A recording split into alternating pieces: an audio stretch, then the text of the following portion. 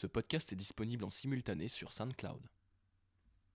Allez, attention, 5, 4, 3, 2, 1, action. So, for example, take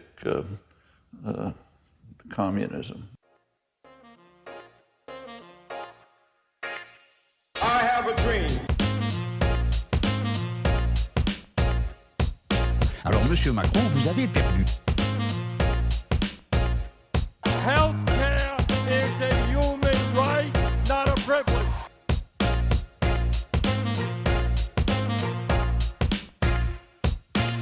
La révolution, c'est d'abord l'irruption des masses sur la scène où se dessine son propre destin. Tremblez, nantis, gens de pouvoirs et bourgeois, parce que Prochaine à gauche n'est pas mort. Prochaine à gauche renaît de ses cendres en ces circonstances historiques, exceptionnelles, pour un épisode spécial de 3h30 sur la guerre en Ukraine. Eh oui. Nous allons décortiquer avec vous la situation géopolitique. Ouais, moi je sens pas trop le sujet Ukraine. Écoute, compliqué, hein. Compliqué. Je sens pas trop. Puis pas très original, honnêtement. Non. Beaucoup refait.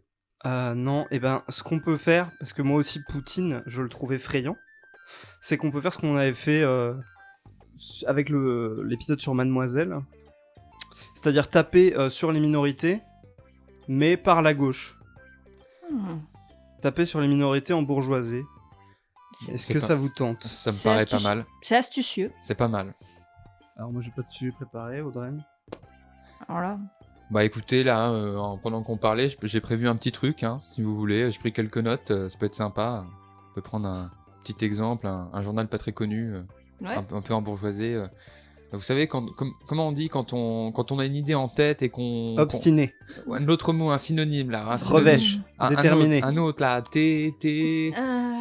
Comment on dit, là, déjà j'ai perdu le mot, là. Tellurgique. Presque, c'est pas loin. Têtu. Voilà, on va parler têtu. aujourd'hui de têtu. Et bien voilà, après cette intro scénarisée digne d'Hollywood, Incroyable. on vous propose d'entrer avec nous dans Prochaine à gauche, qui, comme vous l'avez compris, ne parlera pas de la situation en Ukraine parce qu'on n'aime pas faire des sujets d'actualité, parce qu'on n'aime pas que les gens cliquent sur nos vidéos. Non. Donc On va on va plutôt parler d'un journal dont la plupart des gens de notre génération, les gens actifs sur YouTube, ignorent l'existence, parce que c'est plutôt un truc pour les quarantenaires. Ah oui. C'est plutôt Mademoiselle pour les garçons qui aiment les garçons et qui ont plus de 40 ans. On va donc parler de Têtu. Têtu. Alors, un épisode où je vais être un peu en retrait, puisqu'aujourd'hui je suis la minorité de genre. Terrible. C'est-à-dire je suis le seul 6-7, comme on dit dans les milieux initiés, à cette table. Et en plus, alors je tiens à le dire parce que ça va peut-être s'entendre, je suis complètement défoncé par mes nouveaux médicaments. Donc si vous avez l'impression que je m'emmerde ou que je m'endors, c'est pas un manque de respect envers mes camarades, c'est la médecine moderne. Big Pharma. Vive la science. Et bah Théo, je te laisse kicker le sujet comme tu veux. Alors oui, donc comme tu as si bien introduit, on avait parlé de Mademoiselle la dernière fois, et en parlant de Mademoiselle, je me suis rendu compte qu'il y avait beaucoup de liens à faire avec un journal qui est connu par peu de monde, qui s'appelle Têtu. Alors, quand vous allez sur leur site, c'est un très beau site, hein. Franchement, il fonctionne bien, t'as dû voir un peu, c'est joli comme tout. Il est propre. Ah, il est propre, hein, il est propre. Et pourtant, c'est un vieux journal, hein, qui date pas d'hier, on va dire, qui est né à peu près dans les années 95, et qui s'est démocratisé avant de faire faillite.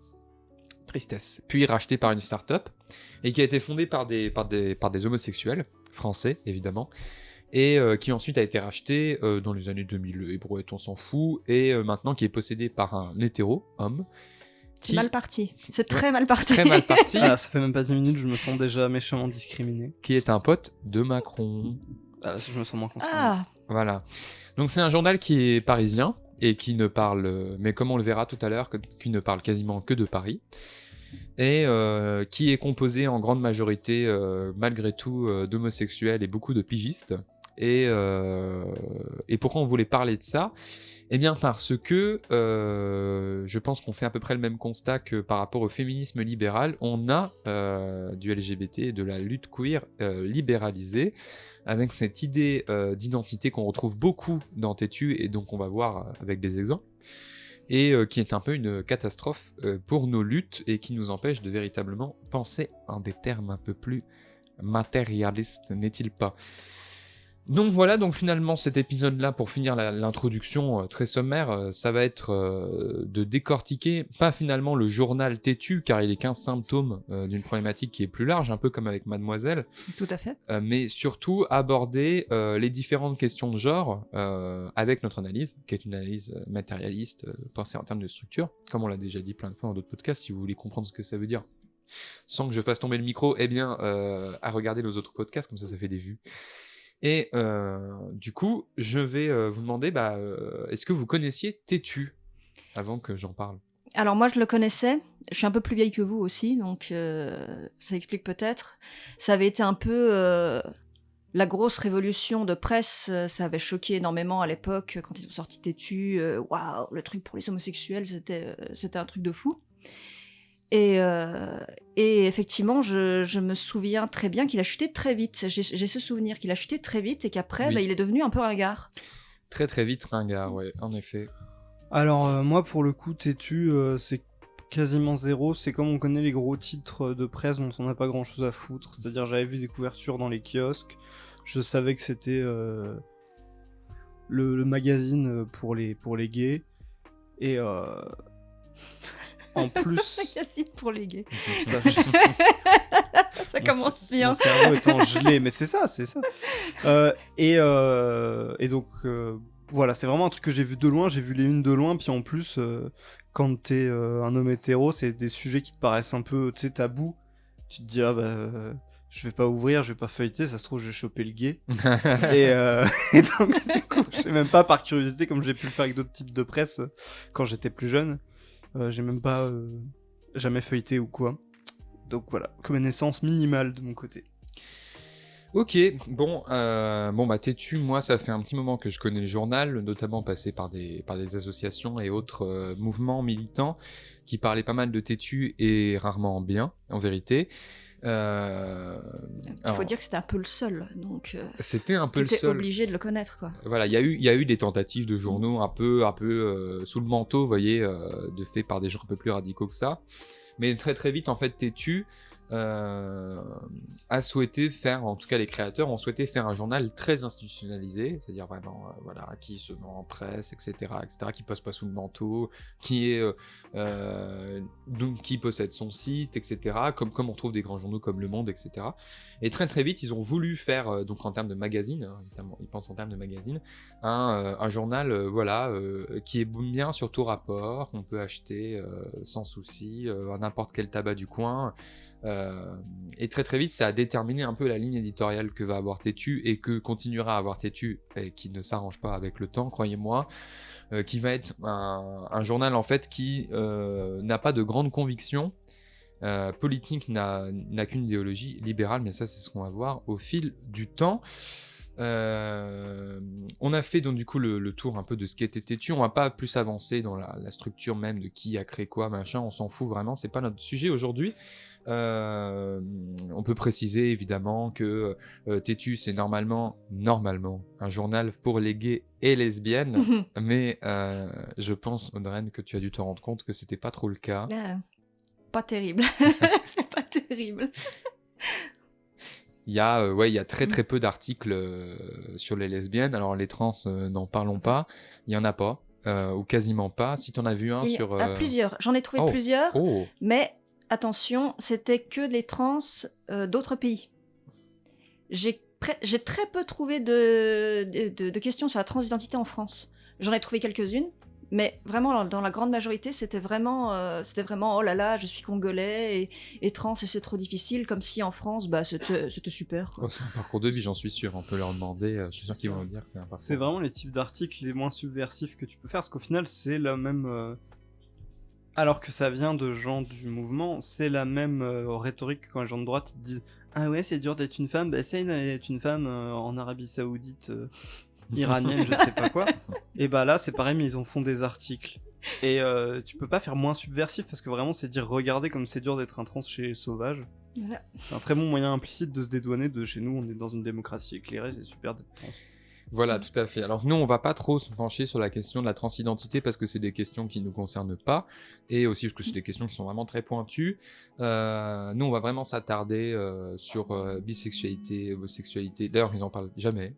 Bisexualité? Ah non, ça n'existe pas. Ça n'existe pas. Là, il y avait les 14 personnalités lesbiennes qui font du bien à la télé. Alors, Quel ça m'a enfer. rendu... C'était horrible. dedans, j'ai cru que je rêvais. Il y avait des bi. Oh, incroyable. Est-ce qu'ils n'ont pas douté de leur bisexualité? Parce que ça, c'était à la mode à une époque de se dire non, mais tu peux pas être bi si tu sors avec une femme. C'est plus compliqué que ça, c'est pas grave. Déjà, en dehors du procédé absolument affreux de waouh, on va classer le top 10 de nos lesbiennes préférées. Ouais, c'est trop cool. Bah, vraiment, Bravo les ça lesbiennes, me- n'oublions ça pas. C'était affreux. Top 10 des meilleures lesbiennes. C'était déjà absolument affreux, mais alors en plus, ils ne respectent même pas l'orientation sexuelle de certaines personnes qui se sont désignées comme ça. Je suis allée vérifier. Incroyable. Ah mais ça c'est classique. Ça c'est classique des vieux gays notamment. On le voit beaucoup. Non mais tu sors avec un homme et t'es un homme, bah du coup t'es pas bi, t'es gay. S'il te dit qu'il est bi, c'est qu'il est bi. Enfin je sais pas. Mais oui alors ça c'est classique. Mais du coup les gens ils se demandent peut-être qu'est-ce qu'on trouve chez Tétu. Des articles. Qu'est-ce qu'on trouve? Alors il y a plusieurs rubriques. Alors nous avons société et politique. Oh. Qui ne parle ni de société et quasiment pas de politique, comme vous le verrez dans quelques instants. Nous avons culture. Alors ça, c'est un énorme truc. Hein. Ça, c'est très important pour eux. Qui parlent. Là, ça parle de culture, mais de culture bourgeoise, embourgeoisée. Voilà. Évidemment. On va parler de théâtre, on va parler de littérature, De grands films. de grands films qui sont parfois très bien en demeurant. 120 battements par minute, ils ont fait tout un article. Ils ont très peu parlé d'Act Up, par contre. Très peu parler d'Act Up parce que c'est un peu trop radical pour eux. Mais voilà, donc on va avoir ces trucs comme ça, ou des livres faits par des queers, mais bizarrement souvent les plus consensuels, pas les plus radicaux. Donc voilà, donc on est vraiment sur de la culture. C'est vraiment un énorme pan de leur site. On va beaucoup parler de culture, puisque comme on va le voir, ils ont une approche très culturaliste. Là, c'est souvent chez les progressistes libéraux, type Tétu, Mademoiselle, etc. Ils sont complètement obsédés par la culture. Voilà, donc on va changer le monde par un livre, si vous préférez un peu cette approche. C'est leur approche. Le reste, c'est de l'obscurantisme, en fait. Vous- Il faut lutter contre l'obscurantisme avec la culture. Voilà. Et on va en revenir comment ils détaillent en fait leurs pensées. Et évidemment, nous avons du sexe positif parce que sinon, ça va ensemble, hein, c'est obligatoire. Qui est nos vies queers. Alors moi, je suis très en colère quand ils emploient le terme queer parce que on va le voir aussi. C'est un terme qui ne va pas du tout avec le journal parce que le terme queer est un terme beaucoup plus radical que le terme LGBTIQ+, etc. Puisque il y a des revendications politiques radicales de gauche, de critique du capitalisme, qu'il n'y a pas forcément dans les associations LGBT plus traditionnelles, plus institutionnelles, on va dire. Donc là, le Dovi Queer, c'est vraiment, un passage très important du site. Il y a énormément d'articles, parfois qui n'ont aucun sens, c'est-à-dire vous avez des trucs qui ne devraient pas être là, mais c'est pas grave. Alors, je vais prendre quelques exemples vraiment très rapidement. Alors, dans nos vies queer, on peut voir par exemple un professeur de physique-chimie qui est gay et qui raconte et qui fait des vidéos TikTok, qui fait des vidéos TikTok, c'est vachement bien. C'est bien. Il y en a plein. C'est bien. Hein. Dans Société et Politique, vous retrouverez... alors là, c'est grand moment de lutte pour les queers. Alors là, on a presque renversé le patriarcat. Vous allez me dire, ah bon, mais je suis pas au courant, j'ai pas reçu le SMS. Et pourtant si, puisque le petit Robert a introduit le pronom Yel. Ah. Donc c'est bon, on est sauvés. Et ils te font un pavé, hein, messieurs dames. Hein. C'est un pavé, c'est long, j'ai pas tout lu. Est-ce que j'ai pas que ça à foutre? Mais voilà, donc c'est formidable. Dans Société et Politique, hein, je vous ferai dire. Voilà, super. Ouais, c'est bien. Il y a plein d'autres mots aussi. La société... Mais c'est aussi des gens qui, mine de rien, sont toujours main dans la main parce que... Tu disais, ils sont culturalistes, j'ai rajouté les progressistes libres. Mais c'est vrai aussi pour les réacs et les conservateurs, ils sont ultra culturalistes. Ah bien sûr. Et souvent ils vont main dans la main, c'est-à-dire ils vont sur des rings de catch où nous on se pointe jamais en théorie, sauf quand on se fait avoir parce qu'on en a rien à foutre. C'est-à-dire ils sont d'accord sur l'essentiel qui est c'est un sujet très important, Oui, la culture. Et donc c'est pour ça, en fait, les seuls autres que les libs qui étaient intéressés par le pronom Yel dans le dico, c'était les réacs, parce que d'un côté, ils pensent que c'est super, et du côté réactionnaire, ils pensent que c'est la fin du monde, et dans les deux cas, ils pensent que ça a une importance alors que ça n'en a aucune. Absolument pas, puisque, comme on le rappelle, c'est un dictionnaire. Voilà. Ça recense juste les mots qui sont utilisés. Qui sont utilisés pour le petit. Ça veut même pas dire que le terme est validé par une quelconque instance, c'est juste pour dire le terme existe et est utilisé par certaines personnes. D'ici à ce qu'on apprenne le pronom Yel dans les écoles publiques, hein, on va même et encore plus privées, on va s'amuser. Hein. Et qui ne change pas du tout les rapports de domination que l'on Parce que dans observe. le dictionnaire, tu peux aussi trouver le mot extrudeuse et ça n'empêche que c'est un mot dont personne n'a rien à foutre et dont les gens qui ne font pas de bricolage ne savent même pas qu'il existe. Ou des mots qui n'existent, enfin qui n'ont pas de sens. Hein. Je veux dire, par exemple, il y a le mot licorne dans le dictionnaire. Ça existe. Ça existe. Ça existe. Pardon. Là, tu cherches les ennuis. Bon, alors on va passer du coup au dernier article. Ça, c'est dans Société et politique. Moi, c'est mon article préféré. Alors, il est vraiment exceptionnel. S'appelle donc le titre, c'est Entreprise en rose. C'est bien. Oh. C'est sympa. Et là, c'est noir. Donc, c'est faire son coming out au travail. C'est OK. Je sais pas, peut-être une référence à Jacouille. Ok. Voilà, donc ok, t'es gay dans l'open space. Donc belle référence à Jacouille. Merci pour le... évidemment, allez voir ce film. Le meilleur moment étant quand il jette le parfum de Bourges dans les chiottes. Mais à part ça, ce n'est pas très intéressant. Je vous le concède. Le premier podcast de Tétu Connect. Alors, vous voyez, on est vraiment dans le libéralisme. On va pas décortiquer le titre, mais rien que le Tétu Connect, on parle de l'entreprise. Mais moi, je vais surtout vous lire... Donc, c'est un podcast, évidemment, on va pas vous faire écouter cette horreur, puisqu'on tient à vous, hein. Mais nous, on tient pas à nous parce qu'on écoute ce genre de saloperie, mais on tient à vous, sachez-le. Donc, une personne sur deux n'a pas fait son coming out au travail. Aïe aïe aïe, on verra pourquoi. Hein.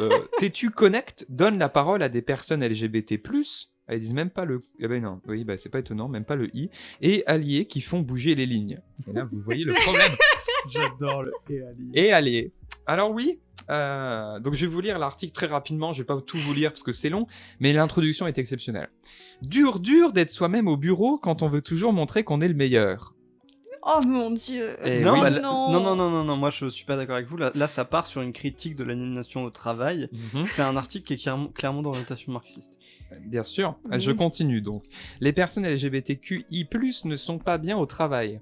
Ah bon? Ah oui, c'est un fait. On est toujours sur une critique radicale de l'entreprise. Seuls 43% d'entre elles sont out, donc c'est-à-dire se sont déclarées comme, auprès de leurs collègues, contre 54% il y a 3 ans. D'après la dernière étude du Boston Consulting Group, pour Tétu, une entreprise privée, alors que les conversations à la machine à café reprennent avec le retour au bureau, l'angoisse de s'inventer une vie parallèle reprend pour beaucoup. Il y a que ça comme boulot, c'est le bureau. On dirait un magazine féminin, sérieusement. Ah oui. Ou Mademoiselle. Et puis la machine à café, vous voyez. Il y a la machine à café. Ah oui, tout le monde est employé, tout le monde est employé de bureau. Il n'y a pas d'ouvriers. Oui, mais tous les gens qui lisent ça. Voilà, donc on est vraiment dans, on retourne chez Mademoiselle, hein, c'est-à-dire on sait qu'on va à peu près cibler une personne CSP+, quarantenaire, donc il y a un travail, généralement, CSP+, diplôme, donc il veut dire un boulot, un CDI, dans une grosse boîte ou un truc comme ça. Carriériste, évidemment. Carrière, voilà, une belle carrière. Bon, après on verra que pour les homosexuels c'est un peu plus compliqué, la montée en carrière, mais en tout cas qu'il y a un boulot, un boulot dans une entreprise, dans une administration publique, la classique, si vous voulez. Donc du coup, ils vont tout de suite cibler ça, et j'ai l'impression, en lisant ce truc, qu'ils vont me vendre un produit. Ce qu'ils font un peu, hein, j'ai l'impression qu'ils vont me trouver un truc pour se outer soi-même, tu vois, pour pas subir l'homophobie. T'appuies sur un bouton et paf, le spray outing. Le spray outing. Le spray outing, tu le répands sur ton patron, et d'un coup il dit non mais vous avez raison en fait, puis après il se peint. Je ne suis plus homophobe. Je ne suis plus homophobe, j'ai changé. Eh bien, ce podcast est là pour ça, pour faire changer les esprits. Évidemment, grâce à ce podcast, nous allons arrêter les discriminations au travail, c'est une évidence. Alors du coup, ils interviewent plusieurs personnes. Bon, c'est des parcours de vie assez classiques qu'on retrouve beaucoup, donc c'est pas tellement ça qui est drôle. Moi, c'est la dernière personne qui est interviewée pour ce podcast qui me fait beaucoup rire. Moi, j'ai été spoilé, vous me faites chier parce que vous m'avez tous les deux spoilé peut-être certaines des meilleures de vos munitions. Voilà. Mais vas-y. Alors, attendez que je vous la retrouve, cette dame exceptionnelle. Alors, nous avons Hélène, évidemment. J'espère que c'est quand même des noms anonymisés. Donc, voilà. Laurie, excusez-moi, j'ai eu du mal à retrouver, elle est hétéro. Et là, on se dit, mais pourquoi ? Eh bien, mère de 2 garçons, elle est portée par des convictions profondes. Ah, elle est gentille, Laurie, en fait. Hein.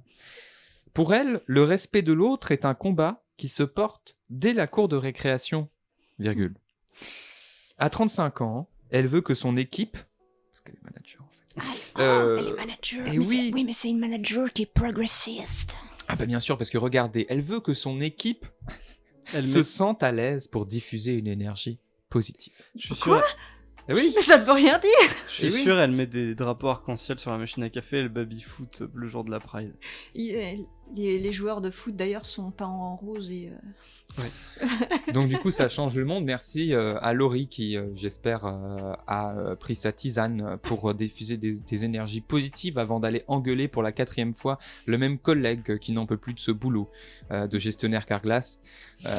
Je pense que Laurie est heureuse dans son On travail. peut pousser les gens au suicide avec bienveillance. Avec bienveillance, n'est-ce pas ? Et inclusion. Orange nous l'a montré. Et inclusion. Orange nous l'a montré.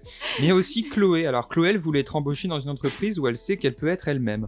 Malgré tout, c'est la première femme à faire son coming out au sein de son bureau parisien. Elle intègre alors là, c'est pas tellement le problème de elle, encore une fois. Elle a un vécu qui est tout à fait récurrent chez les personnes queer. Le problème est l'entreprise, en fait. Encore une fois, hein. Elle intègre le réseau LGBTQI+, de son cabinet de consulting. il faut pas faire ça. Ne fais pas ça. Ne fais pas ça. Pour- Drapeau Mais je rouge. savais même pas que ça existait. C'est quoi un réseau LGBTQI+, de ton lieu de travail? Eh ben écoute, je pense que c'est un chat privé entre les personnes queer de ton bureau. Le problème étant, donc, cabinet de consulting, on voit un peu le genre de personne que c'est. Ah ouais, putain. Dans les cabinets de consulting, ils fonctionnent beaucoup, il me semble, par l'internet. Ouais, par réseau comme ça. C'est du Ok. réseautage pour développer des plans de sensibilisation. Et oui, au sein de leur réseau, oulala, elle devient un pilier en Europe. Et oui, vous avez tous entendu parler de cette dame, évidemment, en cabinet de consulting, Laurie, 40 ans. Oui. Mais attends, Évidemment. Laurie, c'est pas celle qui était hétéro? Attends, c'est Chloé ? Chloé, pardon, je confonds Oui. les deux, mais c'est un peu le même poste. Hein. Donc, vous voyez, on a un peu les mêmes profils qui se dégagent, et on voit vraiment ce libéralisme un peu à la Mademoiselle, vous savez. Donc là, on n'est plus dans le woman power, on est dans le gay power, c'est-à-dire. Oui, on peut être entrepreneur et pourtant gay, Et voilà. et lesbienne, et il n'y a pas de problème avec ça. Et on peut envoyer des agrafeuses dans la gueule de son petit employé sans problème, Mais il y a tant pas que de c'est problème. fait avec du rose, quoi. Du rose, de la bienveillance, on diffuse des énergies positives, on fait des petits réseaux pour qu'ils puissent discuter entre eux, comme ça on sait qui est queer et qui l'est pas, tu vois. Elle est lesbienne, lui il est gay. Hein, bon, on verra les conséquences que ça a après dans l'entreprise, puisque évidemment c'est bien pratique de savoir dans ton entreprise qui est hétéro et qui ne l'est pas. Mais on verra après. Donc ce qu'on voit, oui, donc du coup c'est un journal de CSP+, qui s'adresse du coup à des CSP+, des hommes d'un certain âge qui ont déjà un métier bien positionné dans leur métier. Et du coup, Audreyne, est-ce que tu as des articles à nous partager? Alors, Est-ce que tu as quelque chose de croustillant à nous? Alors, évidemment, j'avais déjà fouillé un petit peu tout ce qui est les questions trans, parce que c'est assez fascinant. J'ai très peu trouvé d'articles trans français. C'était pratiquement que des histoires à l'étranger. Mais en fait, je crois que je vais me concentrer sur un. Je vais me concentrer sur un qui condense à lui seul, je pense, tout l'esprit têtu.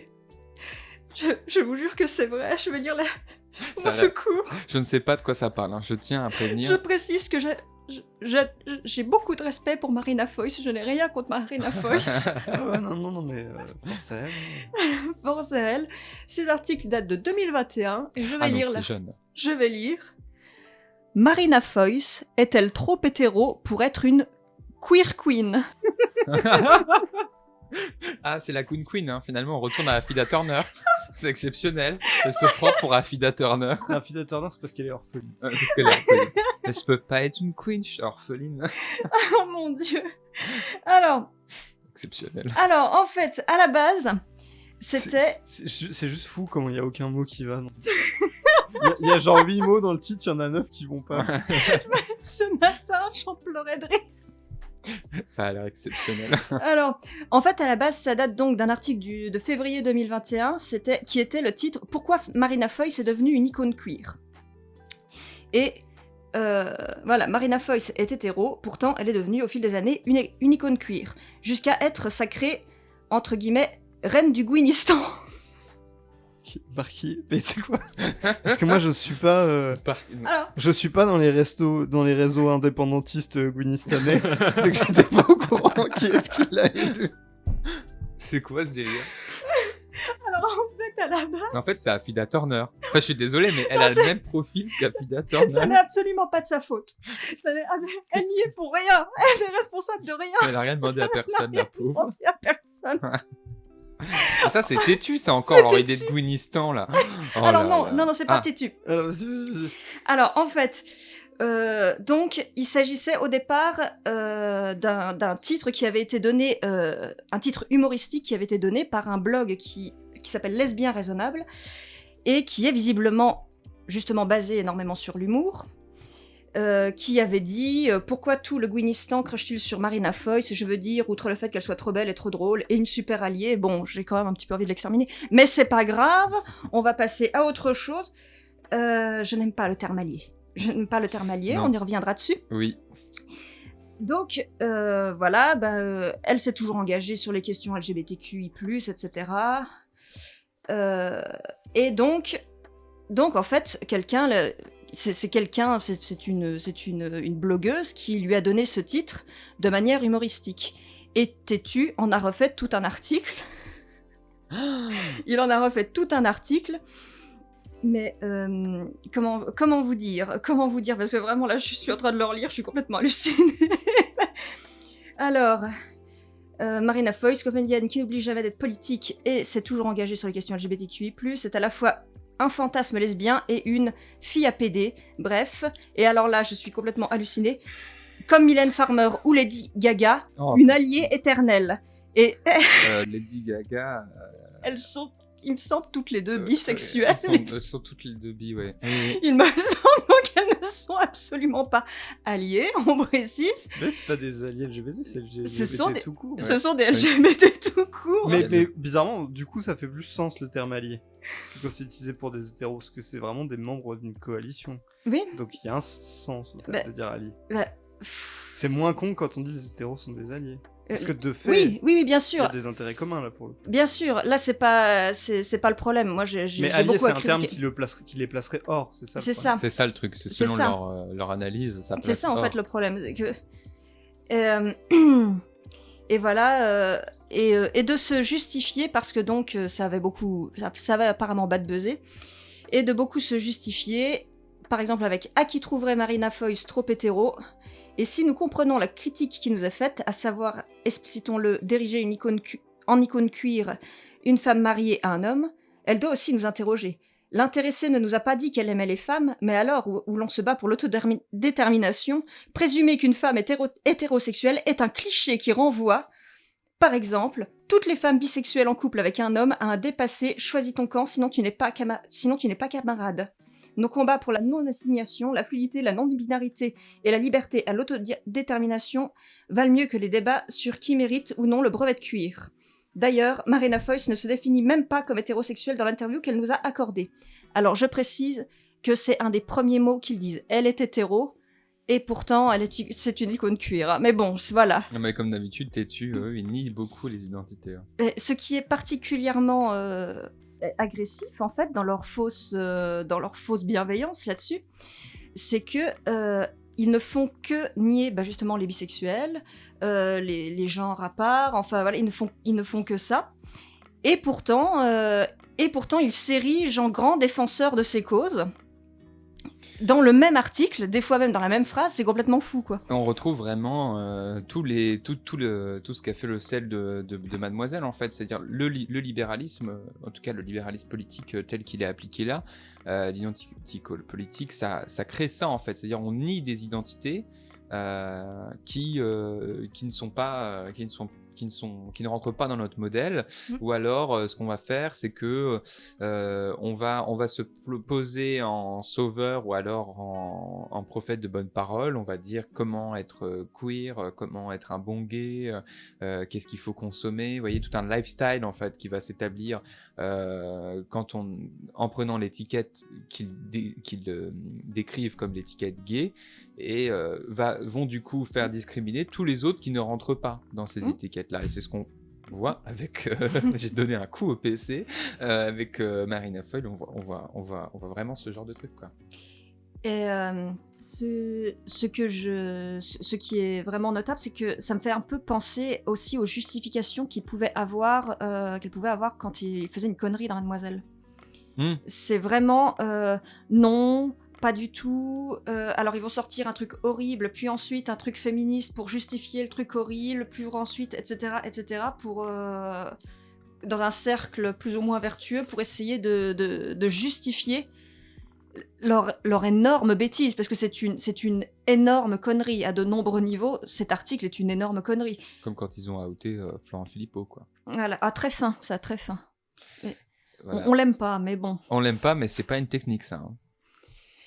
Et je terminerai aussi par un de mes passages préférés. Quoi qu'il en soit, Tétu a toujours fait de la place aux alliés. Beaucoup trop. .es. Parce que ce qu'il véhicule est important aussi. L'actrice populaire de la comédie à succès Papa ou Maman, l'invitée récurrente du Burger Quiz sur TMC, est dans le cœur et l'esprit de tous les Français. .es. La couverture de Tétu avec Marina Foïs en Queer Queen. Je peux pas être une queen, je suis orpheline. Formidable. C'est une couverture qui dit à vos proches: Marina Foïs, que vous admirez, elle est OK pour l'égalité des droits. Ah, c'est encore OK. Mais c'est fou, hein. Ils ont un truc avec Jacouille. C'est OK.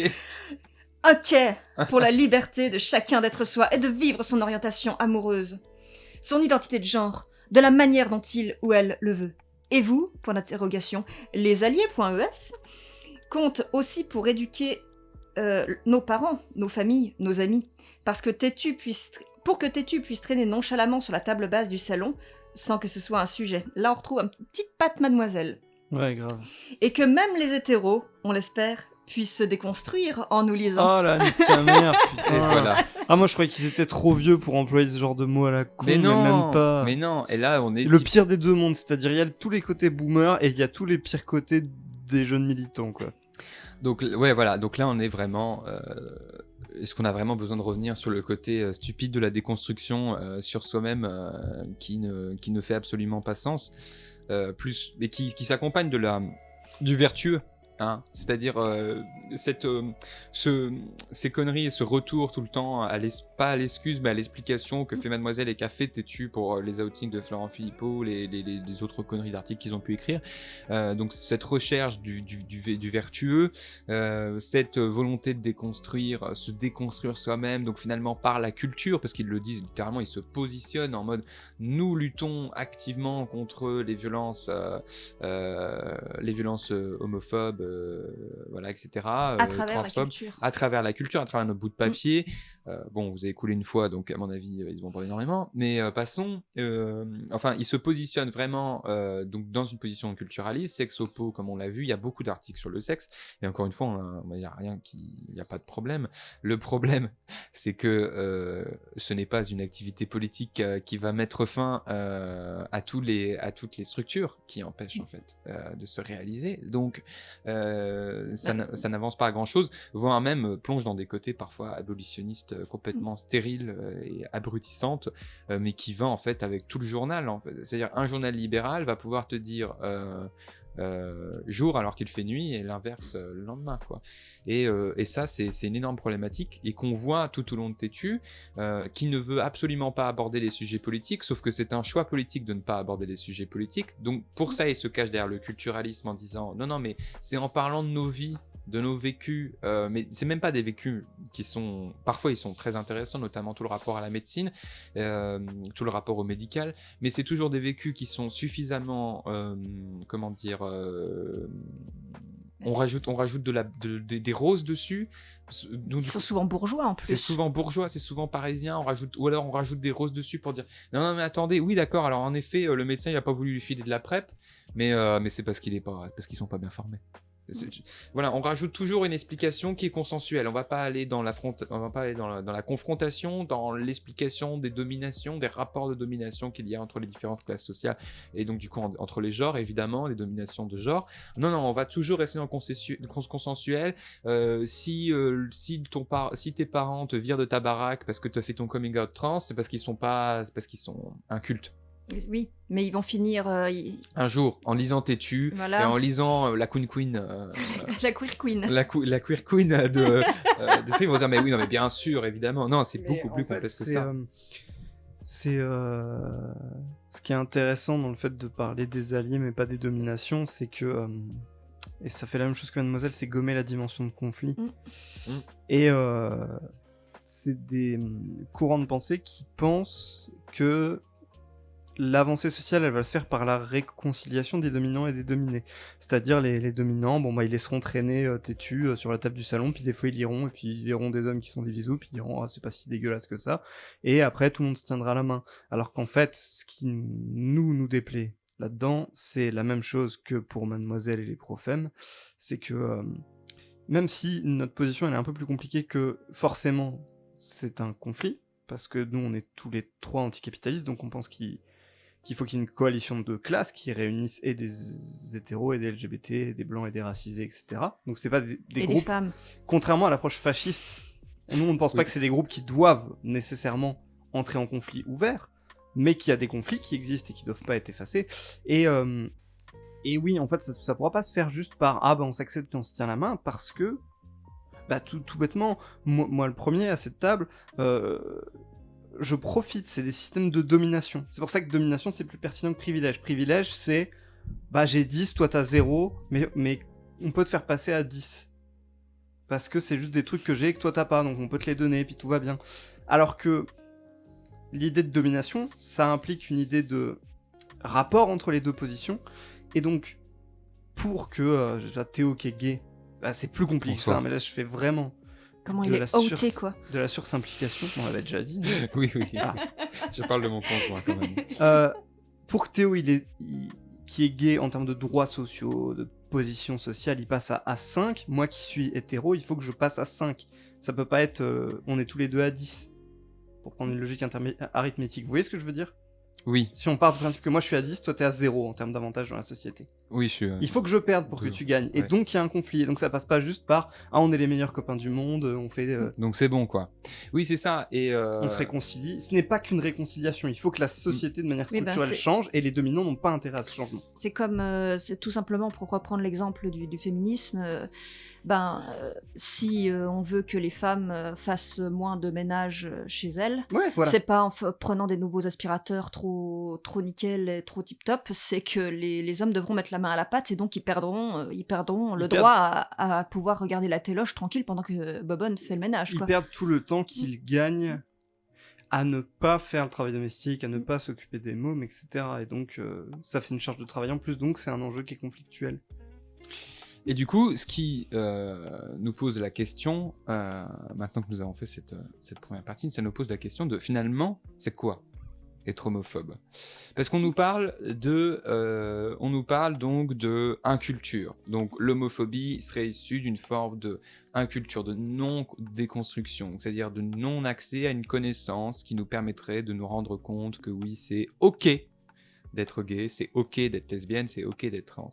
Donc du coup, c'est une approche qui est individualiste, c'est-à-dire qu'on part de l'individu c'est le problème, et d'ailleurs dans homophobie, qui est un terme qui se retrouve dans les années 70, notamment par des chercheurs américains, donc du coup à critiquer fortement, c'est un terme donc, du coup qui renvoie vraiment à ça, qui renvoie vraiment à ce problème individuel, la phobie, donc la peur d'eux, finalement. Je vais pas vous faire un cours de grammaire ni d'étymologie parce que j'ai pas les connaissances pour, et puis on va s'emmerder très vite. Mais voilà, donc ça, c'est vraiment une caractéristique qui serait donc individuelle. C'est une haine aveugle, ce qu'on comprend pas, quoi. On va détester ce qu'on comprend pas. Mais en lisant Têtu, on va mieux comprendre, donc on va arrêter d'avoir cette haine. Mais c'est pour ça qu'ils sont culturalisés, Têtu, Mademoiselle et les gens comme ça, et c'est pour ça qu'ils attachent autant d'importance et qu'ils se jettent avec les réacs dans ce qu'on appelle les culture wars, donc c'est les guerres autour du nombre de lesbiennes dans Star Wars et du genre de Monsieur Patate. C'est parce que les libres progressistes, ils pensent que les oppressions, c'est un ensemble de mauvais récits, et d'erreurs, et de préjugés. Oui. C'est pas des situations matérielles, c'est des mauvais discours. Et comment on combat les mauvais discours? En mettant en place de bons discours. Que ce soit des articles de Têtu, des films Marvel où il y a des femmes qui s'embrassent. Et qui les arrange économiquement, parce qu'il y a un intérêt économique derrière cette position idéologique. Complètement, parce que comme ça ils se vendent, voilà. qui sont d'utilité publique. Voilà, on est d'utilité publique, d'ailleurs tellement d'utilité publique que nous avons des invités, alors il y en a un peu de tout, qui sont venus, on a Marlène Schiappa évidemment. Oh, mais oui, mais évidemment. Qui avait tweeté une fois les violences faites contre les homosexuels, not in my watch, merci Marlène. Grande féministe, grande alliée des causes LGBT. Ton père devrait avoir honte, je le répéterai sans cesse, un père aussi universitaire et aussi intelligent qui a donné une femme qui change autant de fois sa veste, qui la retourne dans tous les sens, c'est quand même assez terrible. Nous avons aussi Cédric O, vous savez qui c'est ou pas? Non, je ne connais pas. O. Donc Cédric O, c'est le secrétaire chargé au numérique. Oh. Voilà, il a fait une interview, tout le monde s'en fout, on est d'accord, pour rendre l'internet un peu plus sympathique pour nous. Quoi? Je sais pas trop.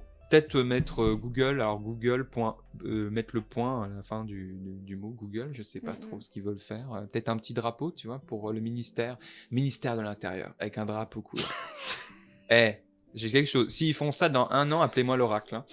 Ils vont forcer. Oh bon sang, aux États-Unis, ils ont mis la Maison Blanche avec des couleurs Oui, là, donc voilà, des couleurs tout à du fait. LGBT. Ils vont forcer Twitter en France à remplacer le blue check, c'est la certification, par un drapeau arc-en-ciel le jour de la Pride. Voilà. Non, parce que l'État doit pas intervenir dans les entreprises, mais juste dans les administrations publiques. Genre la CAF a un petit drapeau. Alors qu'on sait pertinemment comment ils nous traitent. Bref, on reviendra là-dessus. Donc on a Cédric O, nous avons Marine Le Pen. Bah oui. Évidemment Marine Le Pen, mais je vois pas le problème. C'est une alliée. C'est une alliée. Regardez, c'est une queer queen. Elle élève des chats. C'est une queer queen. C'est une queen, mais elle peut pas parce qu'elle est. Ah non, elle est pas orphelin, elle. Ah non, elle est ça pas aurait orphelin, été bien. On connaît le daron. On connaît le daron. On aurait été heureux qu'elle soit orpheline, mais non. Donc voilà, on a Marine Le Pen. Alors on a pas Macron, mais plusieurs de ses ministres qui sont passés par là. Je crois que même Macron est peut-être passé, un peu comme Mademoiselle Macron avait fait un détour. Je serais pas étonnée qu'il soit fan. Il est mignon, il est frais. Ouais, j'ai pas vérifié. Et puis en plus, si je crois qu'avec la PMA, il a dû délivrer bref, on s'en fout. Enfin, en gros, c'est un truc qui est vachement prisé par les pouvoirs publics et institutionnels. Macron est-il notre meilleur allié Twink? Eh bien non. Puis oui, c'est vrai. Twink, oui, probablement. Donc du coup, les pouvoirs publics et institutionnels, ils sont toujours montrés par Têtu compatissants parce que les pouvoirs publics et institutionnels sont sympathiques avec eux. Alors ils vont venir, évidemment il y a de l'aide publique parce que c'est de la presse française, donc il y a de l'aide publique qui finance en partie le journal. Il y a de l'aide européenne évidemment, pareil ils sont très pro-Europe. Alors ils nous disent que c'est ça y est, on arrive petit à petit à un idylle queer. Moi je suis mort de rire. Il y a la Hongrie à environ 3 heures de route d'ici, 3 heures d'avion d'ici, la Pologne un peu plus loin, 3h30, 4 heures d'avion. Il y a des zones anti-LGBT dans ces pays-là. Il y a des violences systématiques qui sont faites avec du ciblage fait par l'État contre les queers, etc. Des thérapies de conversion qui sont encore faites. D'ailleurs, nous, on vient de les interdire au passage. Ah. Seulement? Eh ben, bien sûr, ça vient d'arriver. Mais oui, vous saviez pas. Bonsoir. Ah, mais qu'est-ce qu'ils vont faire de toutes ces thérapies de conversion? Ils leur trouveront un nouveau nom. Et oui. Je sais pas, moi je crois que ça faisait 20-30 ans que c'était plus légal. Ah non, c'est toujours. C'est plus légal, mais ça l'a été pendant très longtemps. Au départ, ils voulaient juste faire un rappel à la loi, disons qu'il y avait déjà d'autres lois, mais finalement, ils ont fait une loi. Bon, après que ça a commencé à chauffer du côté des milieux militants et peut-être repartir en manif. Donc, ils ont eu un peu peur. Et puis, bon, il y a les élections présidentielles dans pas longtemps, mais on prend. Évidemment. Donc, voilà. Donc, il y a cette position pro-européenne, pro-institution. Voilà, bon, la police, on va pas critiquer, alors qu'on rappelle que la police a fait de la chasse aux queers pendant pendant très longtemps. On rappelle évidemment à Paris, quand vous allez interviewer des vieux militants queer, ils vont vous raconter que quand ils se retrouvaient aux pissotières, il y avait des flics qui passaient pour les tabasser, parce que c'était un lieu de rencontre très important pour les gays. Ça l'est plus tellement, mais il y a encore c'est assez compliqué, mais on peut encore retrouver ce genre de forme de socialisation, parce qu'il fallait se cacher évidemment, donc les flics les poursuivaient à coups de matraque, il y avait des arrestations systématiques à côté des bars, c'est ce qui a déclenché, mais on y reviendra, une des plus grosses manifestations que le mouvement queer ait connu. Enfin voilà, il y avait l'interdiction de vente d'alcool pour les personnes queer, etc. Donc une institution, jusqu'en 2015, on obligeait les personnes trans à se stériliser en France, on le rappelle, donc voilà. On a dépénalisé l'homosexualité en 82. En 91 a été retirée l'homosexualité comme perversion dans le DSM. Donc toutes ces avancées qui se sont fait grâce aux luttes, c'est pas les pouvoirs publics qui se sont réveillés un jour en disant putain on était cons, pourquoi on était homophobe, et on revient à l'histoire d'homophobie. C'est pas une question individuelle, c'est pas les pouvoirs publics qui se sont rendus compte un beau matin que bah merde, c'est pas bien ce qu'on fait. Non, c'est des luttes en fait, c'est des luttes qui se sont passées dans la rue. Pareil, on parle jamais des années SIDA. Pourquoi ? Parce que ce sont des luttes menées notamment par ACT UP, mais par d'autres milieux associatifs, dont je pense notamment à l'association AIDS, enfin etc. Ce sont des luttes qui ont amené les pouvoirs publics à se retrouver dos au mur, avec donc du coup un rapport de force qui était plus favorable pour les personnes queer, évidemment, enfin heureusement surtout, et du coup qui a pu amener ah oui non mais attendez merde.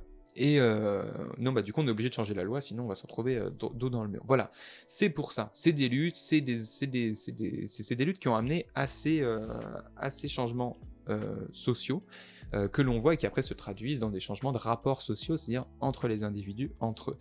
Donc du coup, notre approche, on va pas parler d'homophobie, on va parler d'hétérosexisme, qui est une approche beaucoup plus structurelle de la violence subie parce que on est gay, parce qu'on est lesbienne. On va mettre les deux dans hétérosexisme. J'ai encore tapé le PC, je sais pas ce que j'ai contre les PC aujourd'hui.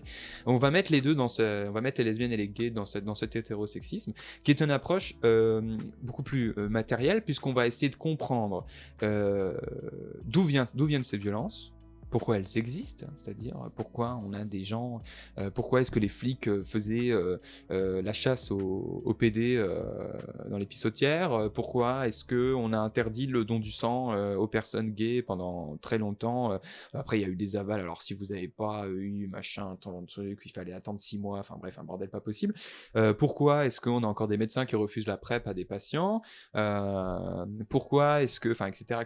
Voyez, on continue dans ce truc-là. Alors, c'est quoi ? Je vois dans les grandes lignes, c'est un truc qui est une sorte de traitement contre le sida, c'est ça la PrEP ? Oui, c'est ça. En fait, la PrEP, alors, elle est donnée donc à des patients qui ont le sida ou qui tu peux l'avoir aussi si tu n'as pas le sida, notamment si tu es conjoint d'une personne qui a le sida, pour avoir des rapports non protégés, donc retirer la capote. C'est quand même vachement pratique, puisque bon, c'est quand même plus pratique d'avoir ce genre de rapport, sauf que beaucoup de médecins refusent parce qu'ils disent ah non mais vous allez le choper, vous allez pas faire attention, vous allez pas prendre vos traitements, vous voyez, donc il y a une violence institutionnelle.